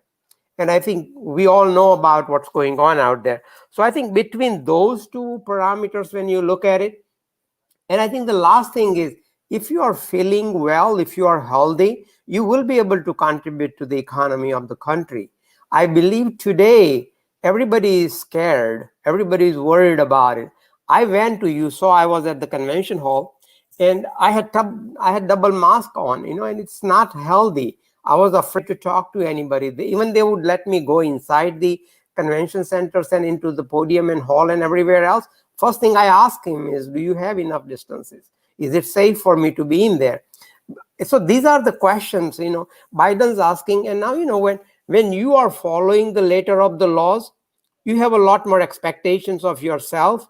When you don't follow the letter of the laws, you probably could get away with things that you otherwise would not have. And that is what we have in the White House today. There are no norms. He does what he feels is appropriate for himself only.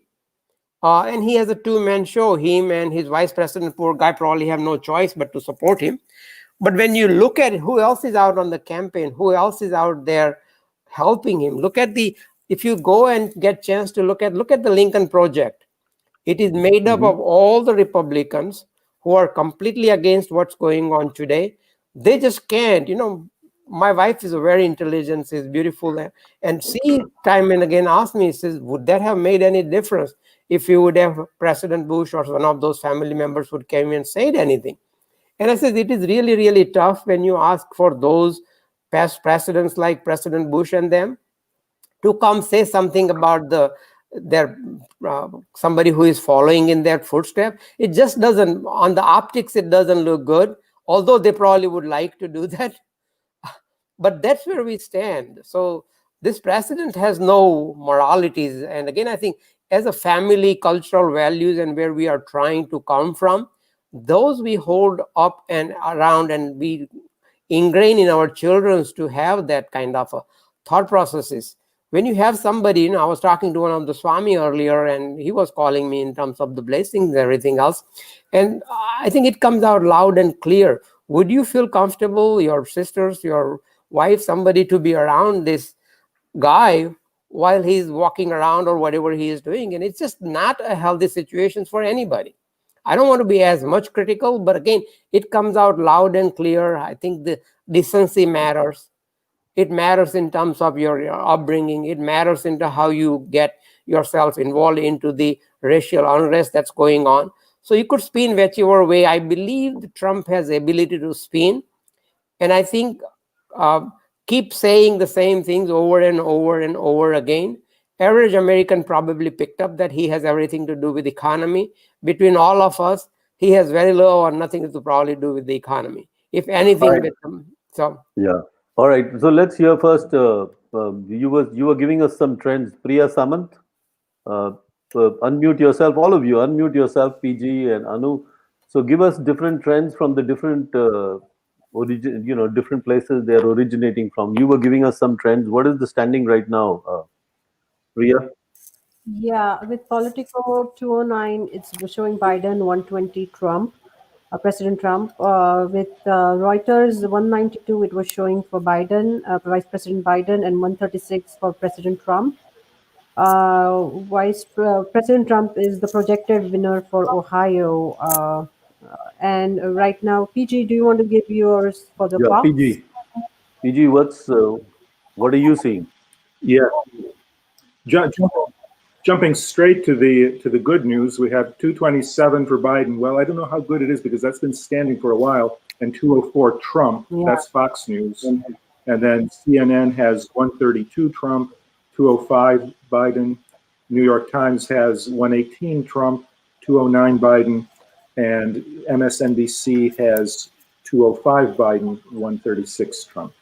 Have they counted Ohio in that? Because he was just projected as a winner there. Well, I mean, the trends are what they are, and we are seeing, certainly other than a little bit out there for Fox, all other trends seem to be closer together. So maybe Fox is projecting some and taking those into account. They're projecting Ohio Trump. Fox is. Okay. So Anil, our IT and transmission person, Anil, if you are listening to us, would you please get ready with the videos that I told you about, and please be careful. I mean, when PG is talking, you don't want to put Priya's picture on and make her look like PG. Just a little sidebar. Priya, lighten up. We want to see smiling faces on television. Oh no! You're I'm on TV. smiling. One of our guests. She's actually she wants to get online later. So Okay. All right. So we'll welcome. We'll talk to the guest a little bit later. Let's get the videos that Paresh had brought on. Anil, if you could please play those videos. And Paresh, you know those videos. You filmed them or you got them filmed. So kindly describe those videos to us as they start playing. You'll see them playing, and you can continue to describe them. No problem. So Anil, would you play the videos, please? These are coming live from the location directly. You will see them on the window as you look at our screen in the middle. Okay, go ahead, Anil, play.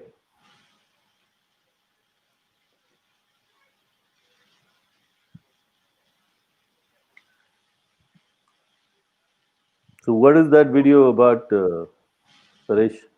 So I think the first thing in the morning, I got up early and I had to go to the Democratic corporate headquarters out of Delaware. And I was helping Senator Coons and Biden's and being at the booth for the polling booth to make sure that I was a greeter there. So that just talks about where the corporate headquarters are located and how that is being played. Okay, just keep playing the videos, Anil. Just keep them rolling so that we can show people what was happening during the day there, what was happening in Delaware as Perry drove around and visited a lot of places, and then he'll go back. He'll take us a little back in time and show us what else happened. So can you keep the videos rolling, Anil? Just keep them rolling, and he will talk about. So what are those pictures? That's inside the party headquarters.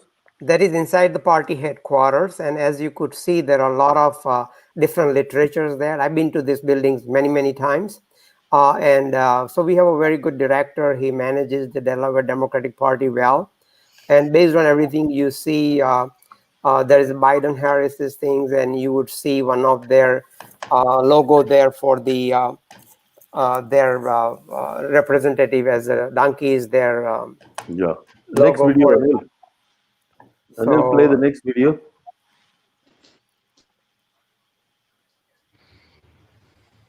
We'll just quickly show. Just keep playing the videos. Don't replay the same video. Keep going on, and Perry can give us short descriptions, and then we'll move on to our discussion and see where the trends are taking us.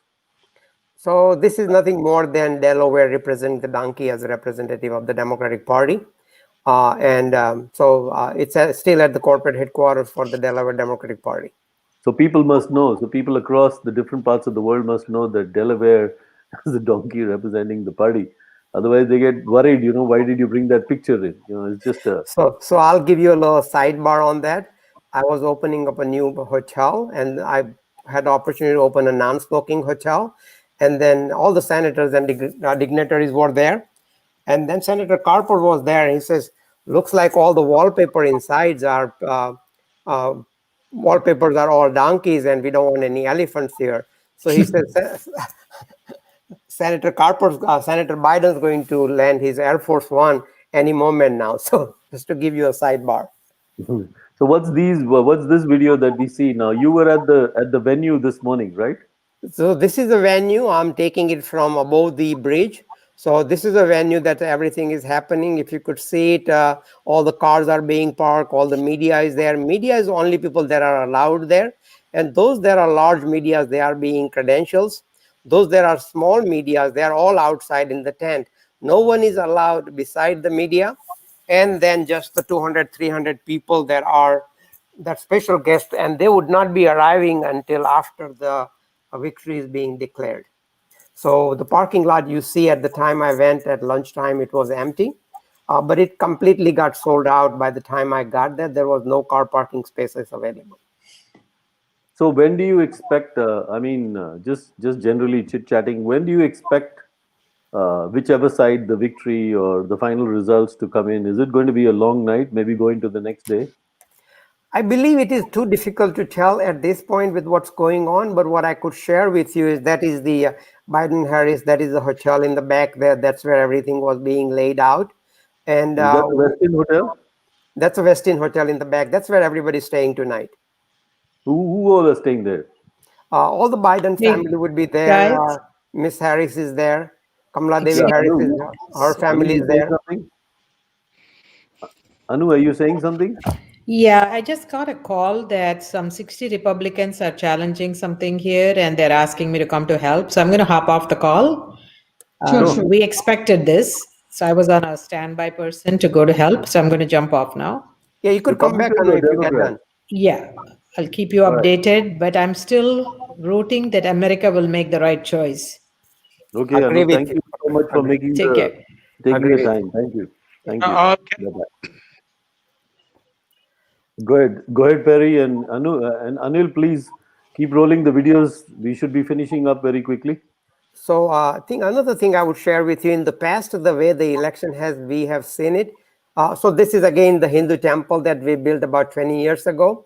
Vice President Biden was there for the opening of it. And not only this, we opened up a BAPS temple, and his son, Beau Biden, was there. He sat next to me.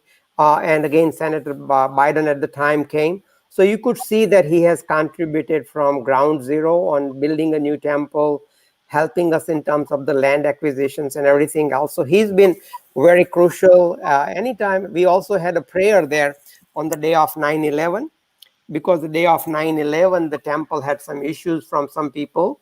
And then we had hosted we raised within one day, $24,000, and then everybody contributed a greater good. And then all the public officials came and we had opportunity to chat with them. Again, this is the Hanuman's statue that is the biggest outside America, inside America, for 25 feet long, big, tall statue that is right in front of the temple outside in the sort of kind of a pond area where people could come look at it. So that's again one more additions that they have done. My quick question to you while we see the videos is that, over the past 4 years and going by the last campaign in 2015-16, President Trump and his Indian American supporters have always said that President Trump is a big supporter of India, Hindus, this particular ruling dispensation in India, and it sort of conveyed a feeling as though the Biden-Harris ticket is not so much inclined towards India from their utterances and statements, and certainly not, the Hindu community. Is that, I don't know, what to make of it. What's your impression? No, I think, Munishji, what you have to understand is the action talks louder than the word. And I think, look at the actions. Obama-Biden administration was the one who was trying to get India onto the UN Security Council, or at least got chance to appoint, at least on the temporary basis. So those are the things matter. When it was a nuclear deal, America was with, and Biden was the one who was probably supporting it at the end, and that's what came about. When you look at number of trips that has been, where in the life of us, all of us, Indian has seen that Republican Day parade, the Obama comes and President Obama comes and talks about it. So these are the things we have a short-lived memory and we forget about it. But these are the same people who are running the country now or who will be, and they will be more than happy to. They will be open arm. Again, I don't want it's a low sensitive issue, but when you talk about the Modi ji's invitation to India and to come here and all that, so those are all the things that got done in the Biden-Obama administrations. Okay, we have another guest. We have another guest. So Anil, quickly play the other two videos because we do want to show the videos. Oh, by the They're way, coming this is my precinct where I went to vote, and that's where I live. I live maybe less than a mile from the temple, and less than a mile from my voting booth, and about maybe 2 miles from the. I wish, Perry, that what you described to me late in the evening, your time. I wish when you were driving by the street that the Bidens live on, and you said that it was completely closed off to traffic and sort of. You should have taken a video of what a fortress looks like, because you can see certainly the White House, which is turned into a fortress with the National Guard being called out and tons of security. And things are already happening. I think the Black Lives Matter march has sort of emanated onto the streets in America already in anticipation of the results. So let's talk about the videos quickly, and then we'll go to another special guest who has joined us. Sure, no problem. Let me just, before I forget, Manishji, if it's okay with you, let me share with you. People talk about economy, people talk about the caliber of the person. Let's just do the video first because it's playing, Perry. Otherwise, we'll see ourselves in small windows. Just tell us about the videos, and then we'll come back to that. No, this is just a small video that is been taken by the TV Asia. I had the interview this afternoon. And this is strictly talking about how Indians are involved in the Biden administrations, how are they doing? And then again, I had one more guest that I was working with. So this is no more than, again, you could play it in the background. That doesn't change as much. What I wanted to share with the people is that Biden is the only senator when he left the Senate. Just one second, Paresh. Sure. Anil, you can stop the videos. Let's come back to the full screen with people. Yeah. All right. Thank you. And welcome, Sohini. We'll come back to you in a little bit. Let Perry finish what he was saying. Perry, go ahead. So I just want everybody to recognize and know the Senator Biden, when he left as a senator, he had a house that is worth about $350,000. He had a loan on that house worth $250,000. So he had the equity in the house was probably $125,000. So all his life, he never owned the stocks. He never wanted to, because that would just make him tilt toward the other side. And after he left the White House, he had the deal to write the book about his older son, Promise Me Dad. And that book is the one that sort of kind of made him maybe a $700,000-$800,000. That's what Trump keeps talking about it, that he has made money. He hasn't made any money. His family and children's, and I mean, personally, I could vouch for it. His tax returns are open for anybody to look at it. Now, try to ask that to President Trump. See if he would be able to even tell you a bit of anything. So, it matters to the people when you look at the issues like this. Okay, thank you. Sohini, welcome. What's happening? Namaste. What's happening? What are the trends?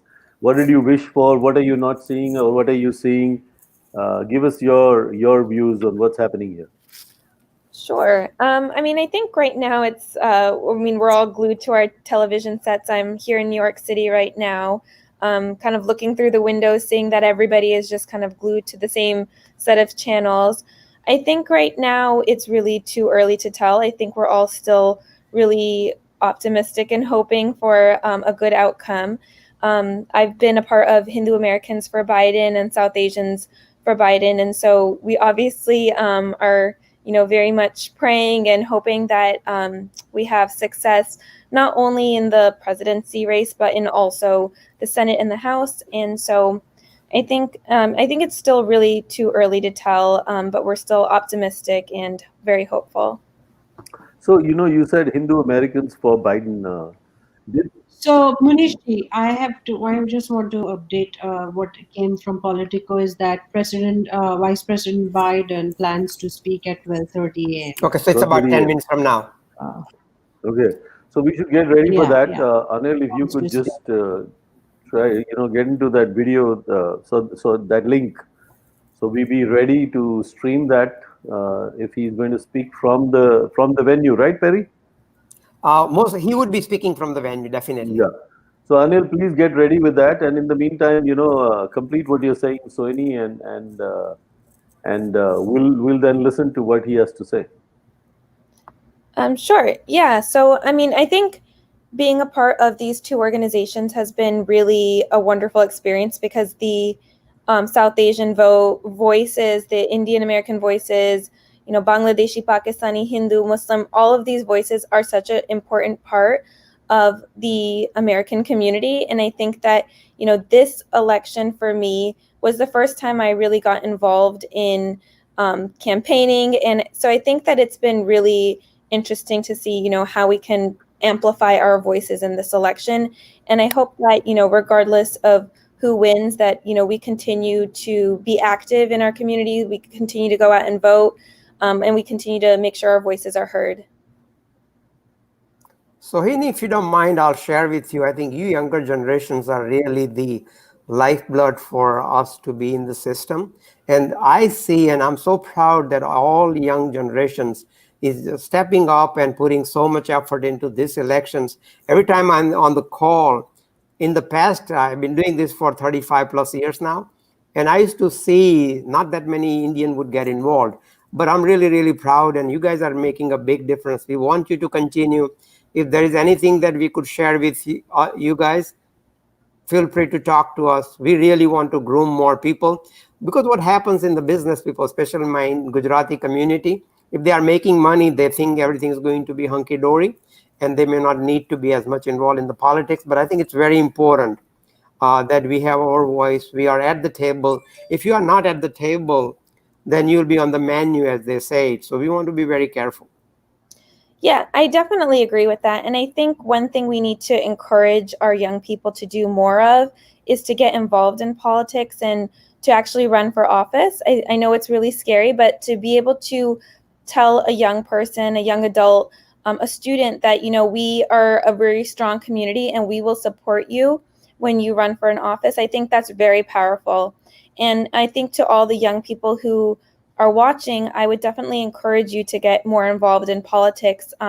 Maybe start in a small way and then eventually try running for an office, because this is really one of the major ways we can try to make sure our voices are heard.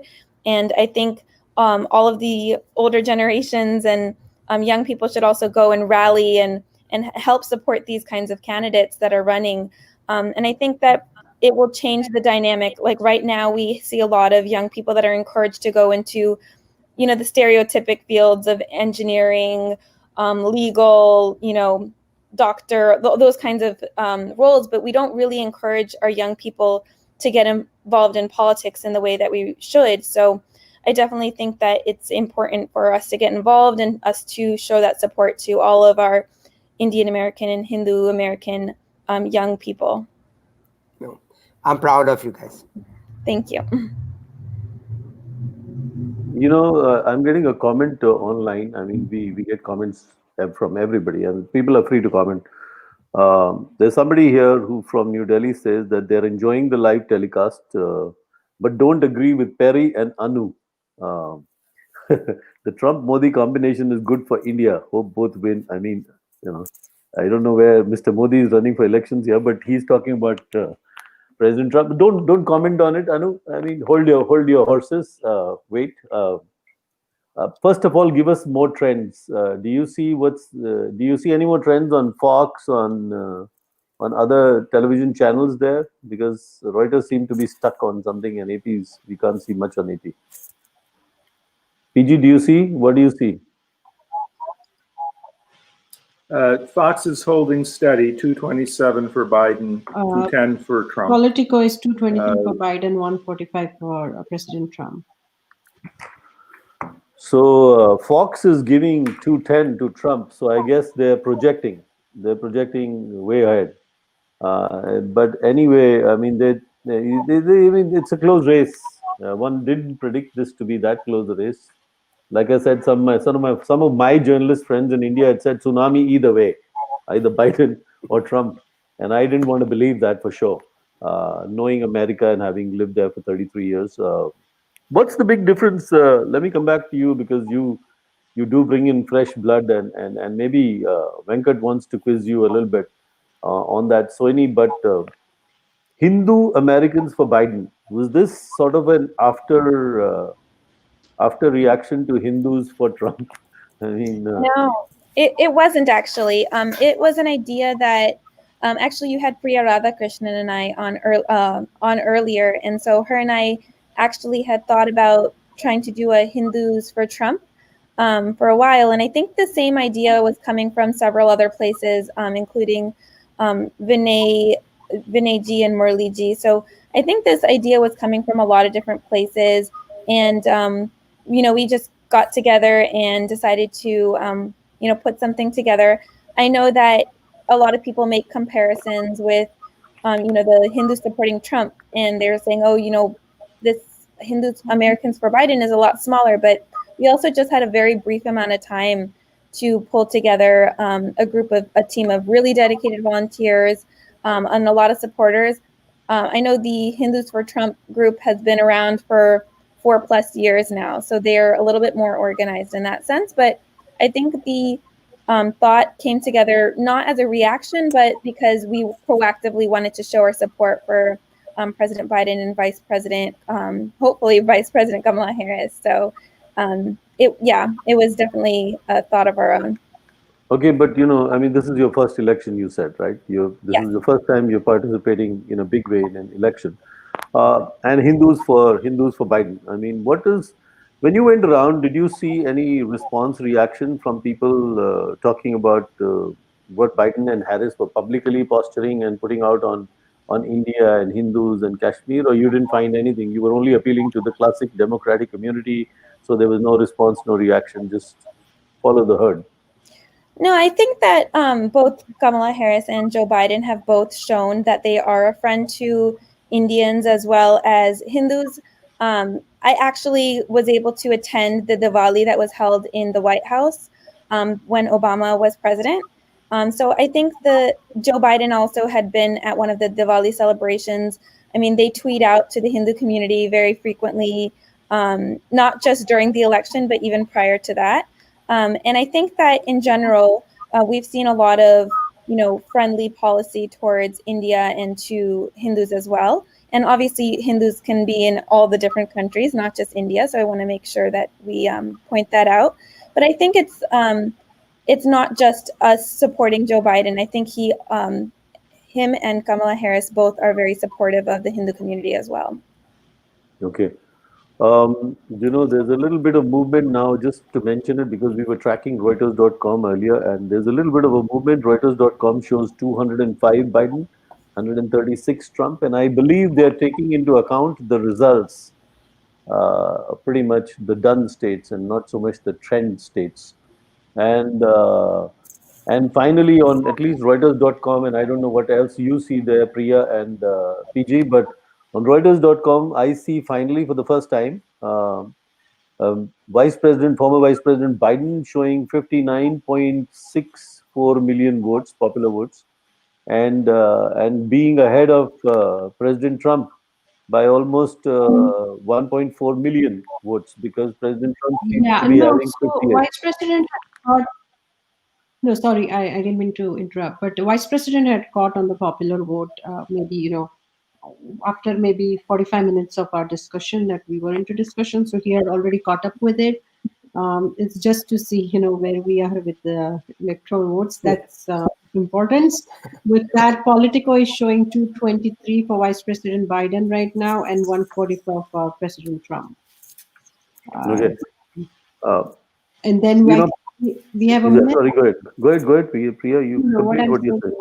We have a minute where I think the Vice President is going to address. Well, we're watching that link because we are not inside the facility, so we have to wait for that link to go live.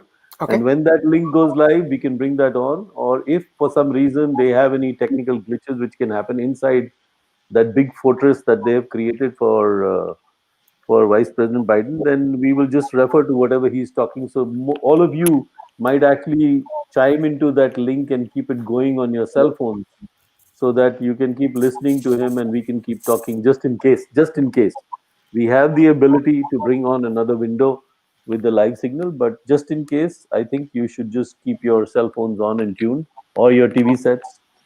So PG, go ahead, Sorry. Venkat, please. Sorry, go ahead. Is it technically possible to get Anil to link us to either the CNN or whoever is showing the Biden speech live? I think it's not Anil? Not started as really. of it. Sorry. It has not started as of yet, at least on the CNN. But I think Okay. Anil should be able to patch into the press room. Once you're in the press room, We you have a get link whatever to the they. press room. Yeah. We have a link to the press room where Venkat. So whenever it goes live, we will have the access to that. And Excellent. it might just take a minute or two to set it up in the beginning, but minute or two in the beginning is going to be lost in the, in the formalities and Right. applauses and celebrations and confetti and whatever. I'm sure Priya has sent some boxes of confetti to the place to be blasted for her future But candidate. So PG, sorry, go ahead, Venkat. Anything? yeah, isn't it rather too early for Mr. Biden to make a speech at this point of time? The results are not fully in, isn't it? No, I Venkat, mean, it what was happens showing is, go ahead. Sorry. no, sorry. I was saying that it was showing on the Politico. So I'm following that because I think it's updated by. So it says update. Biden plans to speak at 12:30 a.m. That's all Okay. it says. Venkat, the formalities in Delaware are not only the Biden speaks, but again, there are all the other races that we have won tonight. So Yeah. what would happen is, so first John Carney, who is our governor, would come, and then the lieutenant governor would come, and every one of us who has a small campaign people who has worked on their campaign, they'll come on the stage, they'll be recognized. Whatever the small group, because of the COVID, a lot of things are scaled back considerably. So that's going to take probably about another hour or whatever. But people like to start that probably in his presence, because they all work very hard interchangeably for each other. So that formalities might start, and it may not be aired by some of the national TVs like the CNN or NBC or Fox or anything. It might be Great. strictly being done by local, so we may not. But the minute he comes on, the press chat that I provided you, Munishji, that should Yeah. be able to get you live, and that's what we really Sure. want to be talking Yeah. about. So we've told Anil to keep tracking that, and in the meantime, we'll keep talking about what we know from the trends is happening, but in terms of states, any more states that have been surprises, PG, and if you see them coming in the last few minutes. Yeah. Yes. So as we see the differences here, we have the 205 and 136 holding both on CNN and MSNBC. Now, New York Times shows 213 for Biden versus 145 for Trump. Just And- one second, breaking in. Count, keep your watches ready. 11 minutes to Vice President Joe coming on live. Okay, so Okay. go ahead, PG. Thank you. Yes. So the difference between now going to Fox News, we have 237 for Biden versus 210 for Trump. And as you asked, some of the differences, we have Minnesota being projected by Fox News that is not projected by anyone else, and Arizona as well. And those are a couple of the significant differences as we look to why we have this difference with Fox News.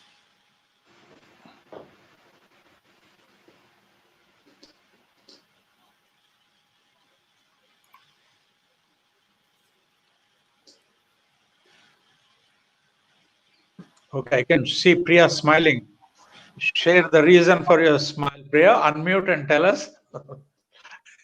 I was smiling because I was just looking at some trends and what is the path for us to get to 270, and I'm just hoping that happens, I think it's just about 50 short of 270, right? Isn't it, PG? The optimistic 237, that's the optimistic side, yes. 237. So 40, Yeah. you're talking about 20 odd seats, less than 30. So You're there.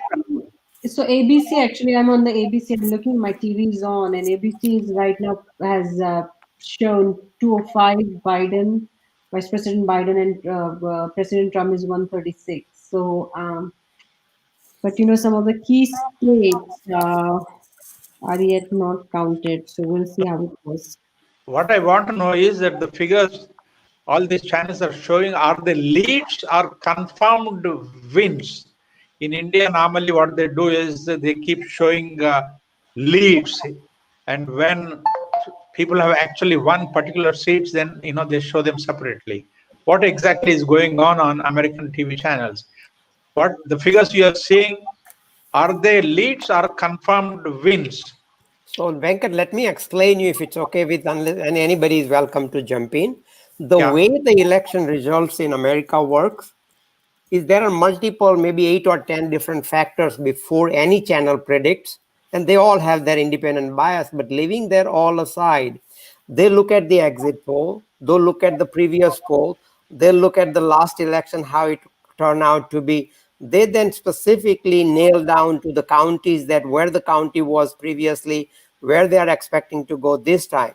And then they look at the current voting, what is being counted, what is not being counted, which counties are not being counted, and where do they predict it to go to. And then what they do is they take the entire statistical platform and they overlay if this trend continues. So for example, if somebody is going from 52 to 55 to 60%, then if that trend continue, then would they feel comfortable? So each one of the national broadcasting companies, they each have their model that are built, and unless they meet their model, nobody wants to be called wrong. So once they declare a state, they pretty much have very good assurance that they're not going to be wrong, because they don't want to predict something that's going to be wrong. So that way, American media is very careful before pronouncing anybody. It is like pronouncing something that's bad and then you have to crawl back. That doesn't look good for publicity for any channels. So that is how the entire system works. So if it is being called to the state by that channel, usually it is probably not being caught on by the other channels, but they would probably call on the same things. They might be just a little bit behind the 10. All we are talking about is few seconds, few minutes, or maybe some time, because right now it is being stuck at the same place. And some of the votes are not as easily being counted. For example, Pennsylvania is lagging behind because they made the decision not to touch the votes even until after the election is over at 8 o'clock. So hopefully that clarifies for some people to understand how it works. Yeah, thanks very much, Pashbhai. I get it now. So in the counting of popular votes, I find Mr. Biden is now 60 million plus, and Mr. Trump is 58.7 million plus.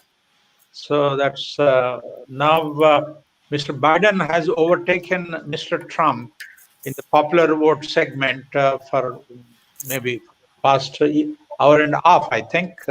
Priya? Correct. It's just loading for me. I'm just trying to see what the latest trend is. Okay. Yes. Vice President Biden is 49.8% and President Trump is 48.7%. And now in the Electoral College votes, Vice President Biden is 205 and President Trump is 136. Is that ABC? No, it's Reuters. I'm watching. ABC is reporting pretty much what Reuters is reporting, and so we were looking at something else. But coming to you, PG, Global Institute for Sustainable Prosperity. America has voted very close, very thin margin in popular vote. Is this a vote for sustainable prosperity? I think yes. I think that what our population is saying is that they want definitive answers. In my experience, the thing I like to say is that when we're door knocking, the average voter is a little bit smarter than us, those of us who are out door knocking. And I think that we do understand through COVID that our economy is going to be permanently different. Things have permanently changed. And the fact that this margin is so narrow, I think is telling us we need more signal. We need more signal to distinguish and have that wave.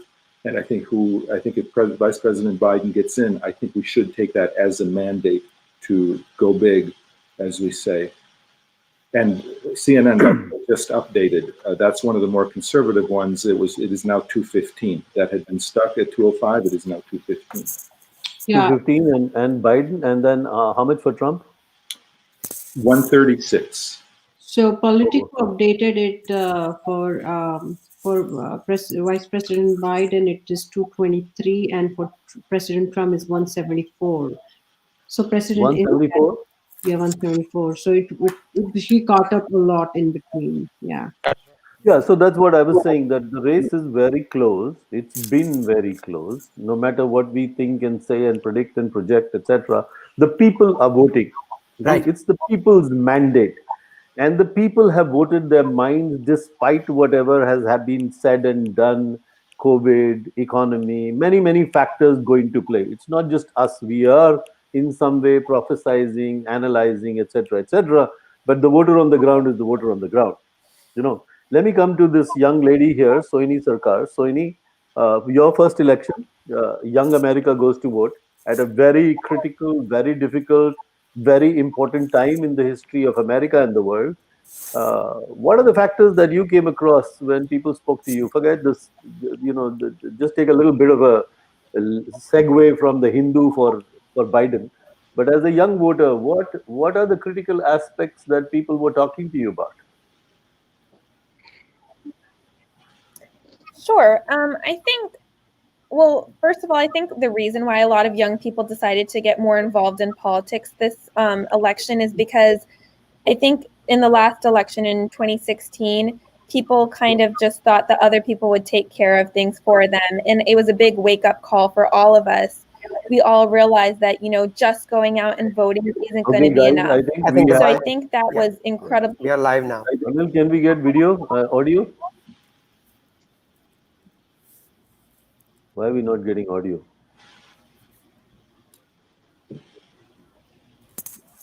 But who knew we're going to go into maybe tomorrow morning, maybe even longer. But look, we feel good about where we are. We're live. We really do. This is a special telecast from Wilmington, Delaware for PIO TV, Foreign Correspondents Club and United News of India, Vice President Joe Biden on election night. Third November night, 4th November morning. Early vote and the mail-in vote is going to take a while. We're going to have to be patient until the hard work of tallying the votes is finished. And it ain't over till every vote is counted. Every ballot is counted.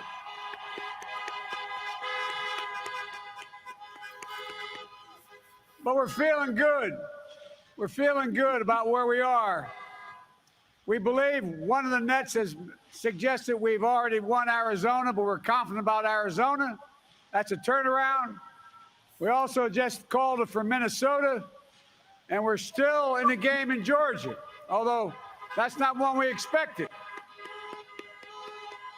And we're feeling real good about Wisconsin and Michigan. And by the way, it's going to take time to count the votes. We're going to win Pennsylvania.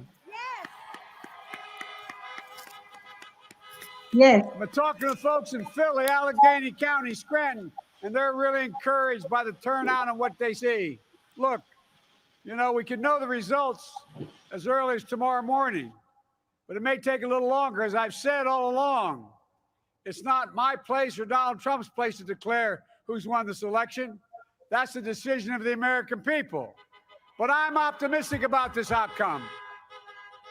And I want to thank every one of you who came out and voted in this election. And by the way, Chris Coons and the Democrats, congratulations here in Delaware. John Carney. Pardon? John Carney. Hey, John, the Gov, yeah, the whole team, man.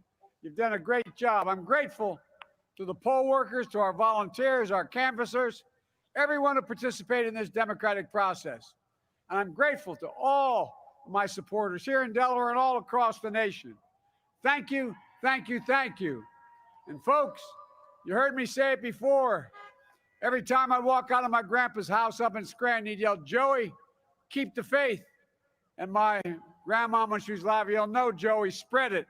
Keep the faith, guys. We're going to win this. Thank you, thank you, thank you. Your patience is great. Let's walk over here. So we've been watching and hearing this live. Vice President Joe Biden with his spouse coming from the election night remarks from the election venue in Wilmington, Delaware. And Anil, if you could bring the audio down, you can keep the window on separately, but bring the audio down. Let's get back to our discussion here. And if you see anything more live coming, we can go back to this live telecast. This has been a very, very special live remarks coming from Wilmington, Delaware, the home state of former Vice President Joe Biden on election night. And Anil, if you could reduce this window, I just want to go back to our discussion. Let me ask all of you, and Priya seems relieved, she's heard her friend Joe Biden talk. But let me ask all of you. I sensed in Joe Biden's word an early thank you. I don't think he would have come on to say thank you. He definitely came on, as Perry was saying earlier, to say thank you for Delaware, for people to elect the state representatives of Delaware. So I think Delaware is where he called out to Chris Coons and John and thanked them and thanked the people of the state. But I saw that early sign of happiness, elation, a little bit of excitement, because I think people were nervous. They were anxious. This was going to be a close race. I don't think it's crossed that line over into ecstatic and euphoria yet. But is it getting there? And I'll start with Perry, because Perry is our man on the ground and he's been holding the fort for us. And he's smiling big time because he's not just a supporter, but he's also a neighbor of Joe Biden and knows the family well. So what is your take, Perry? You have to unmute yourself. Yeah, go ahead. Go ahead. Munishji, as an introduction, I'll share with you that Dr. Jill Biden, even though she is the second lady, she still works in the DC at the community college. Now that tells you the caliber of the family that you are working with. Having said that, Mr. Biden is very optimistic. He's very cautious though. He never wants to call out on anybody or anything. And he's going to give his time how it should have been given to all the issues in the life that you deal with it. You just don't procrastinate. It is not something that you build the second fence around the White House. That's not what gets you there. I believe you want to win people's heart.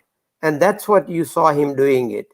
He wanted to thank everybody. He wanted to thank the people who helped him. And I think one thing he will share with me, with you, is that he always used to tell me that, Perry, you and I both are married up. And what he meant by that is that we are really lucky and blessed to have our wives. His wife's name is Dr. Jill Biden, and she's from Delaware, while Joe Biden is from Scranton.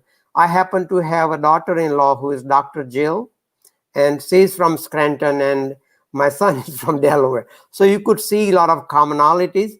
And I think he really stays to the truth. He sticks to what works, and he knows what it takes for him to gain the momentum from the people. And I was there at the last two inaugurations, and I could feel it when I was on the grounds of the DC event at their time of inauguration for 3 days. Not only Indian American, not only American was excited, but you could see people came from all over the world on the streets of DC and celebrating. And I think that's what it is. But at the same token, I'll tell you, before the inauguration was done at 1 o'clock, 50-60% of the staff, they realized that we are coming out of recessions. We need to go back to the work because the White House needed immediate attentions. Those people, DN State took time off. They worked for 2, 3, 4, 5 days straight just to make sure that the country is moving in the right direction. So I think these are the caliber of the people you are working with it. And the human beings come to their realizations when you build on it and not when you subtract from anything that you have earned in the life. Great. Thank you. Sohini, I know she has to leave. She's an early sleeper and an early waker, right, Sohini? That's the reason you want to leave us. Or you're going down to Times Square for the celebration. I don't know. Maybe that's what you're up to. But give us your take on what you heard, what you just heard former Vice President Joe Biden say. How did you receive it? Well, I think it's definitely an optimistic message. I think it's still very tentative, though, because I know we are still getting in a lot of polling information. So, I mean, I think it is nice to see that optimism there. And I think that, regardless of how many people voted for Trump or Biden, I think what Biden really would do as a president is make sure that he is a president for all the people. So I think that, his positivity, his optimism is just going to kind of permeate through all of the work he does. And I think, again, we're really hoping for a win. And I think that, it's great to hear some encouragement. I know we're all hearing a lot of nervousness and anxiety coming from a lot of people. So I think it's definitely refreshing to hear some optimism coming from the vice president. Great. It's good to see the youth, the young population participate in the election process. Either way, whichever side, while we are here with you, I do want to make a note of it, because while we are here with you, our friends from the Indian American community and our very dear friend PG from the Greek community, and we'll talk about our links back another time, PG. But there was a long time ago that I interviewed in DC when I was still with the news agency, Papandreou, long time ago, and I used to cover the whole Greek Cypriot and the Turkish Cypriot imbroglio, the stalemate. But anyway, thank you so much, Sohini, for being with us, and we hope you continue to participate, and we hope the youth gets more involved with the socio-political economic process of America, the country, and the whole world. And, I know you wish to leave, but come back again soon with us. Sure. And we'll be able to catch up more on the comments after the results. Sure. And I think one question I didn't quite answer for that you had asked me earlier is just kind of what issues the young people are really interested in. Sure. I just wanted to touch on that, if that's okay. Sure. So I think one thing I've noticed a lot of young people really interested in is how, especially Indian Americans, Hindu Americans, how we're teaching about our culture and our religion in the school system. And I think bullying in the education system is a really big issue that is on a lot of young people's minds, especially in our community. And I think that Joe Biden has a lot of really great policies that he has in place to target that specific aspect or that issue. I think another issue that we've been talking a lot about also is protecting our sacred spaces. And I think Joe Biden has also laid out a really good plan for that. And I think a lot of young people are really rallying behind that.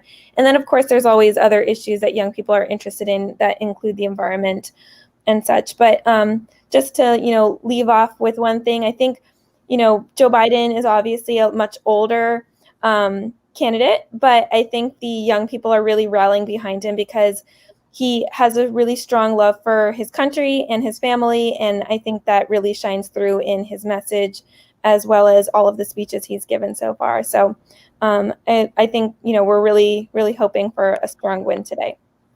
Okay.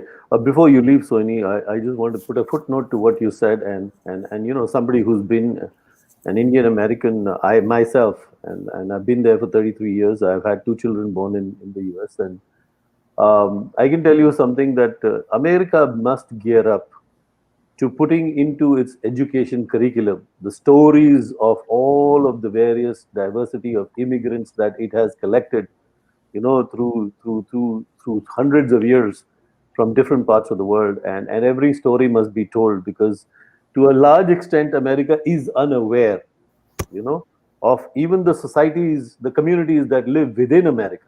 Forget the outside world. And sometimes there is such a big disconnect, and that's what also reflects sometimes in the elections or the big issues that face the country and society and economy, and whether be discrimination or economics. But thank you again. Thank you so much. Lovely having you with us, and God bless, and take care. Thank you. Namaste. Thank you for having me. Thank you again. PG, coming to you very quickly, what is your impression? Not just as an Indian American, because Indian Americans we have heard a lot, but Indian Americans have spoken. What is your impression of the remarks just made by former Vice President Joe Biden? What do you see reflecting in those remarks? Do you see victory coming as a reflection in those remarks? Do you see a sense of deep satisfaction? I saw a sigh of relief for some reason. I don't know, maybe that's my read of it, but the manner in which he spoke and how he spoke and his words and the expression and the body language, I thought the first thing that came across to me was a huge sigh of relief, saying, yes, it's a close race. Yes, it's been a close race, but we are ahead. Go ahead. Unmute yourself. I think I can perhaps empathize with potentially where that's coming from. I think I saw that as well. And I would compare that to my reaction as I prepared for this call. I got up and returned from the paper I was working on and went to the Virginia Election Commission to look at the results. And my heart sank because we were seeing the live polling results and not the absentee ballots. And at that time, it was enormously lopsided against us in every way. And I imagine that Vice President Biden may have seen numbers like that as well. And that's pointing to perhaps a very deep divide between those who voted in person today and those who did the mail-in voting. So I think that's illuminating perhaps a divide in our society, in our community. And it was troubling that it looked like it was going to go with a wave on the Trump side. Seeing where we are now, neck and neck, I am relatively relieved, and perhaps Vice President Biden has seen that as well. And I should note, Sohini, I wish that she was there to hear it. There's enormous hope, and Priya touched on this as well, on the millennials, the youth. They are the ones who will take it forward. And if we can hand that ball to them in this election, I think that the future will be bright. Great. Now, I know Priya has been talking to friends and people and people working on the campaign across the country. And her phone keeps chiming, we can see messages coming in and phone calls coming in. What is the word you're gathering from the West Coast also? Priya, what's the kind of response and reaction to Biden's remarks? Well, it's a sign of relief with the Vice President coming and addressing, because I think pretty much the campaign is spread out nationally, and people were very, very anxious, and with the Vice President coming and giving that relief, everything it's looking really hopeful that we will get there. So it's looking very hopeful. I'm just seeing they are projecting Florida now to go to President Trump, and I'm just looking at what the updates are coming now. So I'm just on that. So which is the trend that you are talking of now? From where what's the source? So I was trying to get. I think it was the Edison Research. It was on Reuters.com, but I'm trying. It's. I think the sites are now overloaded, so they are very slow. They're very slow. Yes. Yeah, but one thing I would like to add is that from the Vice President addressing, it shows the character of a person. When when he knows that his supporters, his base needs that word of optimism and courage, and just hang in there, we are almost there. I mean, it feels really good. That shows what kind of person he is, and how he will lead the country with compassion, because that's very much needed, because we had touched upon the economic part of it, and as Mr. Perry Patel said that which I also had reiterated that when President Trump got the economy, President Obama, Biden had done phenomenal job at the White House in the last 8 years. And what they had gotten from President Bush, we all know from the crisis. So, I mean, President Trump has just added to, what good things that had come on his platter in terms of the economy, we say. Just going back in time, I remember still that my first early years in America, and you would know, all of you would remember. You may not have been there, Priya, but you will probably remember Michael Dukakis, the campaign. It was the first big immigrant-led campaign, and a huge campaign, and a feisty campaign, and a showdown. And how would you at all, if at all, PG, relate that or compare that to the situation of having Senator Kamala Harris right now on the ticket, or no comparison? So before we go into that question, I will add one thing, because my Governor Dukakis is from Massachusetts, and when Governor Dukakis gave his TEDx Beacon Street talk 2 years back, I was his speaker catalyst. Oh, nice. Yes. Nice. I hope you put you're fond of that saffron color. I hope you put some sort of a saffron around his neck. I have orange is my favorite color, and I know, I could tell. And it happens so that when we talk to our friends and family in India, that is the color of choice. That's very good, very good. So PG, tell me, what do you think? Yeah, unmute yourself, please. Unmute. Indeed, I should say that that I too am an immigrant, even though I was born here. My father was here under Papandreou because he sent his economists here to be trained, and my father ended up staying.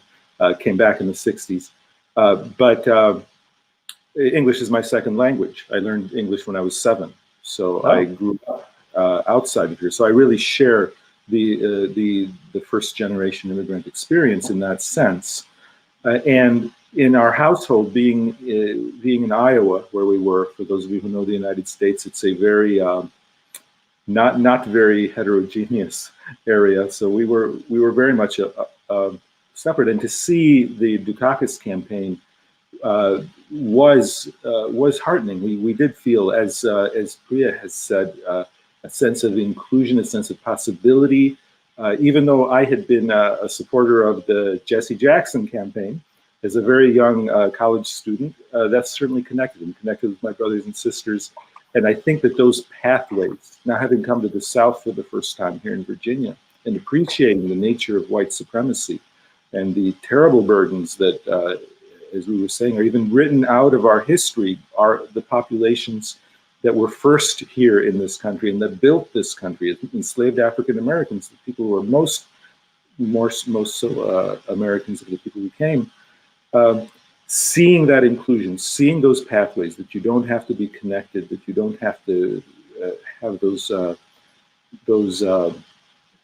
things that are outside the rules, was very encouraging. And I think that I can empathize with the folks who are connecting with Senator Harris, even though that is not directly my experience.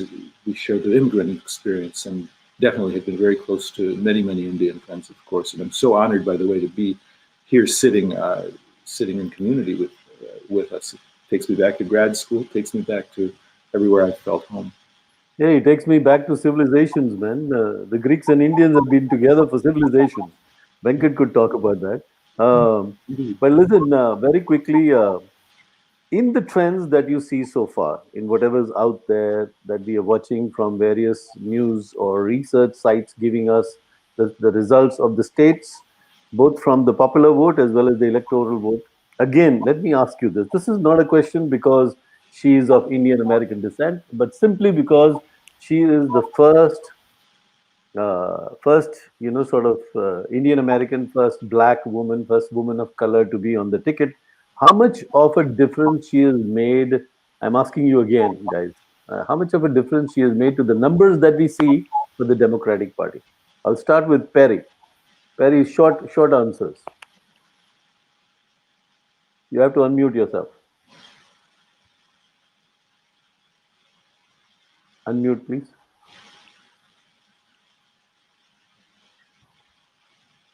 Yeah, go ahead. So because of what is happening in the social unrest and what happened, and the timing was just perfect to pick somebody who had the multicultural background, especially the woman of the color. So it was a perfect timing to pick somebody who could unite the country.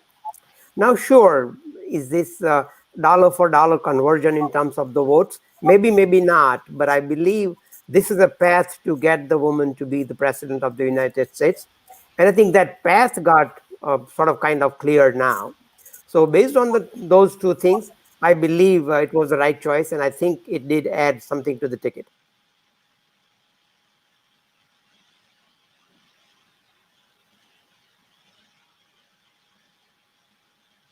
You are muted, Nishi. Priya, I'm sorry. Priya, can you go now? Yes, sure. So I echo Perity's sentiments is that, Senator Harris being on the ticket has definitely added a lot of value in terms of, she's really good with deep knowledge of all the domestic issues, and also, from a foreign policy side, that is something that she can, very well understand, and No, dynamics but Priya, that's not the my various. question. And no, I am going to get to your No, but please, question, please, and I just then want you to focus on one thing, because you're a woman, you're an Indian American, you're an immigrant, first generation, and a voter, and you participated, with gusto in these presidential elections from the Democratic Party standpoint. Listen, so the focus is not on, see, uh, as a former senator, former vice president, Joe Biden has enough experience and expertise on foreign policy. I mean, I have interviewed him and known him since 1987 myself. So I'm not. So Senator Kamala Harris does not bring anything additional on the foreign policy international relations platform. I was Just one second. One second. He has been a progressive liberal. His lifetime, his lifestyle, his career is very clear that Joe Biden has done that. And the fact that he went out and actually embraced Kamala Harris as a woman and woman of color is also something that he has demonstrated to bring onto his ticket for whatever be the reason, socio-political, gender, right things to do. I am asking you, what is the contribution that Senator Harris has made in terms of what you see out there in the results today? What is your view on that? Yeah. So, I mean, I was going to get to that, but I just wanted to kind of create a narrative of Okay. Okay. of the stuff. But coming very to be precise, and to have it very covered shortly, is that she has definitely added a lot of millennial voters to to the campaign. And PG might add to it is that Senator Sanders' voter base has come here because because they can look at a young senator, who stands for progressive values, who understands the mind of the younger generation, male as well as the female base. That's important. The immigrant community, even within our Indian community, if not the entire immigrant community, the higher percentage of it, maybe a 70 to 30% ratio, could relate to, her as one of her own, that which gives hope again to somebody like me, who's a woman of color. I mean, I don't I have aspirations to run for office, but I feel somebody of my own, I'm very interested in social impact and public service, is running for that. So it gives me hope, it gives hope to my kids, so that is something that is, we have to see that she has brought in, and not only from a women, color perspective, but also from the white voter base, if not all, but, the many who would have otherwise, thought in another way of seeing. Especially, I will come back and, stress on the point of Senator Sanders' voter base. Okay, now EPG, before I let Venkat ask you questions, PG, who is, I mean, how would you compare Kamala Harris versus Joe Biden within, the ticket? Who is more liberal, more conservative? Who is more progressive? Is this some sort of a balance that they have tried to create on the ticket in terms of policy and action, or is it just the woman, the gender issue, and more of a color issue? Well, I think that there's great importance to fluently understanding the issues of the people that we're representing. And I've found in my work as a community activist that with well-intentioned progressive activists who come from, let's say, a white male perspective or a white female perspective, it takes a lot of work, and we spend a lot of energy at the table getting to a point where our counterparties, the folks who are directly affected, immediately get it, instantly get it. A lot less work to do that. So I think that for all that Vice President Biden has done through his life, I think that there's a great confidence instilled by adding Senator Harris. Although there may be some differences within the constituencies that she's reaching out to with regard to the policies that she has pursued in her time in California. As being a prosecutor, that's difficult, let's be honest about it. But that complexity is there. So she definitely brings something from that representation that is relevant to policy. Now, grasping the issues is important. And with regard to the policy, she first came onto my radar in 2016 when I was tracking job guarantee candidates. That is, people who had come out in favor clearly for a federally funded, locally administered job guarantee. Those people included several who got into Congress: Alexandria Ocasio-Cortez, Ilhan Omar, and Deb Haaland. Deb Haaland is a very interesting one in that mix. But Kamala Harris was another of those candidates.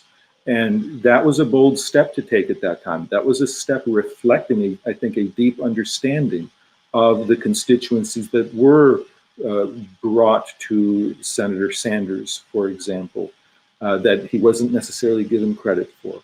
So I think that she does add both on policy and that the identity component, I think, is also policy relevant. And thank you. Very good. Yeah. I just want to give that, Politico just updated. It's 223 right now showing for Vice President Biden, but President Trump has caught up. He's 212.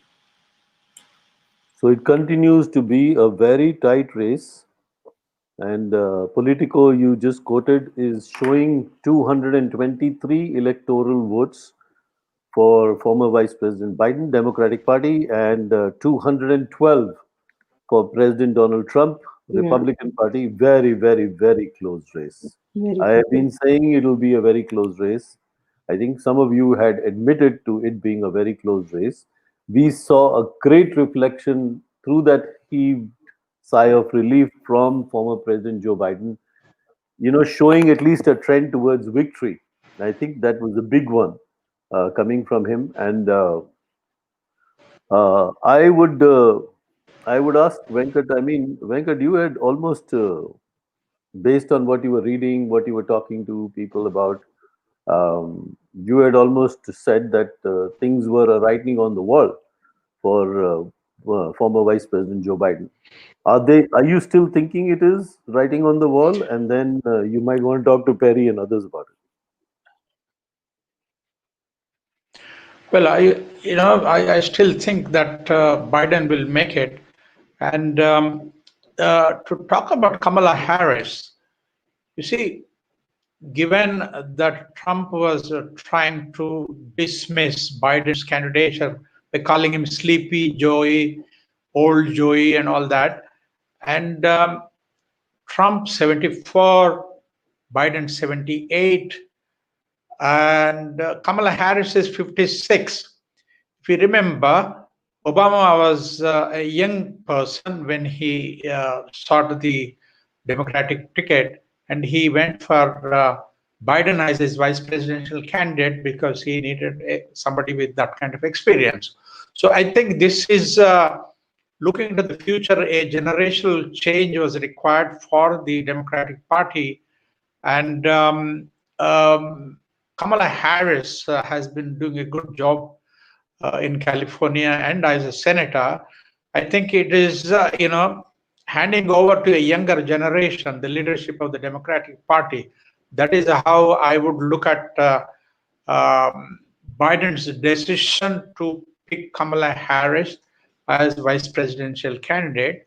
And, last 2 days ago when we talked about this, Priya and Anu had said that America is indeed ready for a woman president. And I think I still stick to my opinion that Biden-Harris will make it to the White House, and Kamala will be possibly the next Democratic candidate for the presidency in the next election in 2024. What do you think, Paresh Bhai?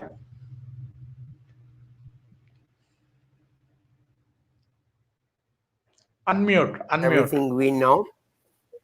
No. Sure, I think so. That is what I think looks like it's going to happen. This was all deliberately done. And I was involved in when the Biden was being picked by Obama at the time. Because don't forget, Biden was running for president. He decided not to. And then, so I think this talks about the caliber. Then look at the Obama administration, who they took as a Secretary of State. Now, would you have even thought about that anybody would have picked Hillary Clinton to be the Secretary of State? Think about it today, what's happened in the Joe Biden's camp. We had a number of good qualified candidates. These are the same candidates. They had the differences, but they put their differences behind. They were really looking for the right candidate. The timing was right with everything that was going on in the country in terms of the social unrest and the Black Lives Matters. So they wanted to make sure that what is going to add to it. Now, hindsight's 2020. But if it would have been somebody else, would we have been this close in the race? And it is not something that we could predict or we could think about, but that's what is at stake. Munishji, also another thing I'll add for us is that who is a team player when you look at it, when Biden comes up and talks about or says at the podium what he just said a few minutes ago, that talks about a team player. When you are on the team, you don't know whether you're going to win or lose the game. But at least you are a team player, you share your views, and you're going to accept the results of whatever the game brings it to you. So that is a sportsmanship that you saw it in Biden, that probably we will not be able to see it from another side as of tonight. So those are the things that I would share with you. And Kamala Devi Harris, I think, as I said the other day, she has too many different backgrounds, multicultural. She has too many things to juggle and balance. And I think in doing all that, I believe she is giving everybody a fair share. And as I said the other day, I think if we could just respect her, she would be giving everybody the same time. And I think it is sort of kind of, we feel that we are letting go one of us, and could she give all the 100% of her time and commitment to Indians? I believe when we talk about India's relationship, I don't believe any of the things that the Democratic Party is going to do is going to be impacting India's relationship in any way, shape, or form. Negatively, all we are going to be able to do is build bigger, better, build back. And some of the photo ops and those things are not going to get you too far. That's how I see it. It is going to be a win-win situation for all parties, is how I see it. I'm just tracking Reuters because I've been tracking it from the very beginning. And if I am, it says it's updated November 4th, 1:18 a.m., but that's 1:18 a.m. EST is too far behind. Right now, what is your time there? We are 1:19, so it's about a minute old. Just a minute. So it shows 29. It shows tied at No, but 209 between Biden and Trump, and that's a that's very correct. big tie. I mean, guys, Yep, this that's cannot be closer than this. And So they are showing Trump is projected, President Trump is projected win in Texas, which is 38 electoral votes. And if they're that goes, if that happens, then you are at, then they are going to be at 247 almost, Yeah, and that, 247, 209. yeah, 247, 209 is it's a projected. different number. Projecting, 90, I think, percent votes have been counted in Texas. Yeah, but now in the popular vote, Joe Biden is 62.3 million, Trump is 60.9 million, but they are tied at the electoral votes. And in some of the other cases, they were showing that in some projections, maybe Trump had left Biden behind, but it Oh is my a God. very, It just updated. Electoral vote, Reuters updated 209 Vice President Biden, 212 President Trump. I think on yeah. CNN, they have not declared the 4 states yet: Arizona, Georgia, Pennsylvania, Michigan, and Wisconsin, but they are showing 219 for Vice President Biden and 209 for President Trump. So it's, everybody is going by different states and taking into account different states and the different outcomes. But I was coming back to another, the topical issue. So I don't know. I mean, but this is late in the night, but it's what time for you? It's 11. What is it? 11:30 on the West Coast. It's 2:30. It's 1:30 a.m., almost 1:30 a.m. for us on the East Coast. Yeah, that's not bad. I mean, considering considering the tight race, 1:30 is nothing. I mean, you would have to stay up all night drinking all the coffee you need. Will keep you on the edge. Dinner too yet. I haven't had my dinner. So you should go get, So you should go grab your dinner while some of us, chat. But this is getting to be a very tight race, tighter than we ever imagined. Shifting in more Absolutely. ways than one that we ever thought of. And the reason, guys, I want to tell you this is the reason we had focused on coming up with you guys on the Democratic Party, campaign and tackling the Democratic Party outcome is because there's an advantage to somebody who's an incumbent, and President Trump is sitting in the White House, and so we wanted to go and see what happens with the person trying to come from behind, and that's the Democratic Party, and that's why we took a good look and decided to stay with you. We haven't seen any live words coming in from President Trump at all. So I'm sure that the Republican campaign is just sitting tight and watching. They're probably as much on pins and needles as the Democratic Party. But we can come back maybe after a few hours after things happen, and we can set a time. If you can let me know what's a good time, because we've come this far with our audience, and people are on sort of tender hooks, and people want to know what's happening. I'm sure they're following it on internet and all whatever, but this has been very insightful. This has been very, we've gone deep into the issues, and not just of the Indian American community, but America at large, as to how America and why America has voted, how it's voted, and what shall be the outcome. So it's been a lot of fun. You want to add any last important comments, starting with you, PG? Well, definitely whatever happens, and again, calling to mind the youth, after the election is called, the work starts. Something definitely we learned from the Obama administration. We do not go home after the election finishes. And the connections that we make, the inspiration that we get, we'll have to bundle that and work harder than we worked so far. I don't want to sort of sound the bugle on either side and get pessimistic and ask you questions, but also I'm sure that every mind watching the elections and the outcome of America has that lingering thought in their mind that what if President Trump does get back in?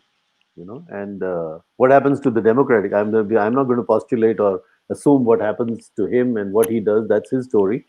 But what happens to your story, the Democratic Party story, is something that people would be thinking about, and you don't have to comment. I'm not asking you to comment on this because this is too tight a race for us to start taking any side at all and say who will win and who will lose and what will happen, because America has voted. America must determine, and we'll have to accept that fate accompli one way or the other. And the people have seriously gone to vote this time. I mean, it shows in every vote that is being counted that people have actually gone to vote in a very serious manner, and they have heard both sides, both candidates, their policies, their philosophies, their life, their style, COVID, economy, everything is on stake here. Final comments, Priya first, and then we'll end with Perry and Venkat. Well, as you rightly said, people have done, they have come in numbers and they have voted, and it's a democracy. So, whoever wins will get the White House. But it's a very disheartening for me personally to see that, with all that, the way the COVID was handled, with so many lives we lost, and with, what has happened, the kind of leadership that was exhibited, that, people still decided to, cast the vote for him, for President Trump. So that's a little bit disheartening for me personally. Okay, I'm just personally saying it. So we'll see. It's a very close race. It's going to be a very long night, and we'll keep our fingers crossed. And as we do, we'll keep praying. Yeah, no, but uncross the fingers so that you can eat before you cross them again. You Well, need to eat, put some food in your body. yes, Priya. I You do work need very to. hard, all of you. Perry, you have to unmute yourself then. No. Manishji, thank you for hosting this thing. It was very interesting and live and pick everybody's perspectives. You got PG and younger generations involved in that. Priya, hats off to you to pull all this together, being in Massachusetts, and please stay in touch. Secondarily, what I would share with you, as just you said, Ministry, is that it is too early to tell. But again, we will get the results before soon. And once we have the results, maybe we could come back again. But as Priya said, I believe I was of the opinion that the country has woken up. But again, and they speak by volume, everybody has heard both sides of the stories, and they've spoken. And I think this is not only the elections, but what's the path tomorrow and day after. That's going to be important. We have to build on where are our weaknesses. This is like, I look at it like lessons learned. What did we learn from it, and how could we build? And that is what Joe Biden was doing all along. When you saw the 16 to 17 to 18 different candidates on the podium, he took each one of those podium, their ideas. What are the commonality? How could we build on those? What are the positive approaches that we could take? And those are the things that I thought in his mind he was trying to do, which I believe he has successfully done so. Now, sure, in a situation like this, you may not be able to please everybody because everybody had a different views. When you look at it in their ways, everybody was right in their own ways, but that was not probably the one that you would have been. And sometimes people want to listen to or hear the popular things. Sometimes popular things are not the thing that happens in life. So having some of those comments, I'll share with you that I think night is too young. Priyaji, I'll leave it in your hands. At any point you find that we are closer to, just buzz me, call me, I'm around, I'm awake, and then we'll get on the call and we could talk about it. I just don't know how long it's going to take. As we speak, if it is 219, 209, Nevada is probably going to be called on to the Trump side. I believe Pennsylvania is one that's going to give us the little bit more closer to its 28 votes, and 2 are at 219. So that's the one that we are waiting. So those 4 states that we earlier on predicted, those are the battleground. Those 4 states going to decide the elections. And hopefully, as the night goes on, that we don't come maybe 1 or 2 or 5 electoral votes. Because based on everything we are seeing, we are really running neck to neck at this point. And so we'll see how the night progresses. But again, I wanted to thank each one of you. Priyaji, just call me, Munishji, whoever, you have my number, and I'll be more than happy to join for a quick call. It may not be probably that long at that point. Yeah, no, so we are at, so what I'm seeing right now is 210 Biden, 213 Trump. Very close on the on the popular vote, but that's what we see on Reuters.com. So politics is showing actually now 224 Vice President Biden, and the data just got updated 1 minute ago, and 213 President Trump. So 224, 213?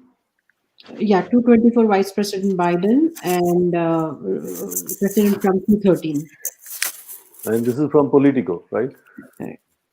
Right, great. So anyway, let me conclude by, it's been 3 marathon hours. We started at 9 o'clock in the morning, India time, and it is 12 noon India time. We started at 10:30 your time in the evening on the 3rd of November.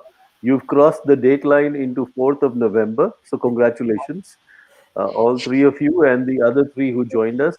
And thank you for being with us, and thank you particularly Priya for calling out and reaching out to everybody and doing a great job at coordination, and Perry particularly for being with us and taking us through the whole rigmarole of the headquarters, the venue, and standing there in chilling weather, and what a great perspective to get from PG there in Virginia.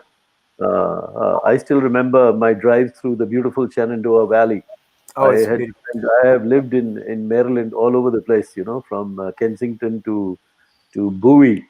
So West Virginia was also one of my favorite states to drive through. And people who have lived on the East Coast or Northeast United States understand, the colors of fall. So it's gorgeous. Thank you, all 3 of you, and thank you very much, Venkat. Munish, yeah, go ahead. Why don't we regroup at 3 hours from now, 3 p.m. Indian time? Is that you'll be fast asleep, Priya? You'll be awake? Is that a reasonable? Before 4:30 a.m. I will be on the clock. So I'll be in touch with Munish. No, so why don't we do this? That I think 3 o'clock might be a little too early, Venkat. Let's do 4. Okay. 4 would make it 6:30 in the morning on the East Coast, and 4 o'clock for us, right? 4 o'clock. No. 4 o'clock for us would be 2:30, 5:30 for you guys. 5:30 in the morning. I think, and Pareshji, you want to do 6 o'clock in the morning your time? I think 6:37 a.m. would be good. We can have a clear picture by then. Okay. Because so Pennsylvania is going to take a little time, so let's not just. Correct. So why don't we do 6:30? So let's announce it right here, right now. We will no. We should do it around 7:30, not before that. It's too early. 7:30. Okay, hang on. 7 for you means 4 and 5:30. 7:30, 6:30, 6 p.m. your time. No, 5:30 for us. 6 p.m. Oh, 7:30. Are you saying 7:30? 7:30 a.m. Eastern time is 6 p.m. 7:30. Okay, because I was assuming 7. So 6 p.m. India time, 6 p.m. IST, 7:30 a.m. Eastern time in the United States, and whatever that time is in the rest of the world, we'll calculate. We'll put it out there. We will be back with our guests. Hope you can also join us, PG. We would love to get your perspective too, and keep an eye on the race. And we'll talk to you soon. Thank you very, very, very much. This has been just a lot of fun, as I would say on television. Just a lot of fun. A lot of great insight. A lot of good people coming on. Great job, Priya, and thank you very much, Perry, and stay in touch, PG. And we will connect 15 minutes as usual before time, so that we can do a little test and then go live. Great. Thank you. Good day. Thank you again. Good night. Bye bye. Good morning. Bye bye. Bye bye.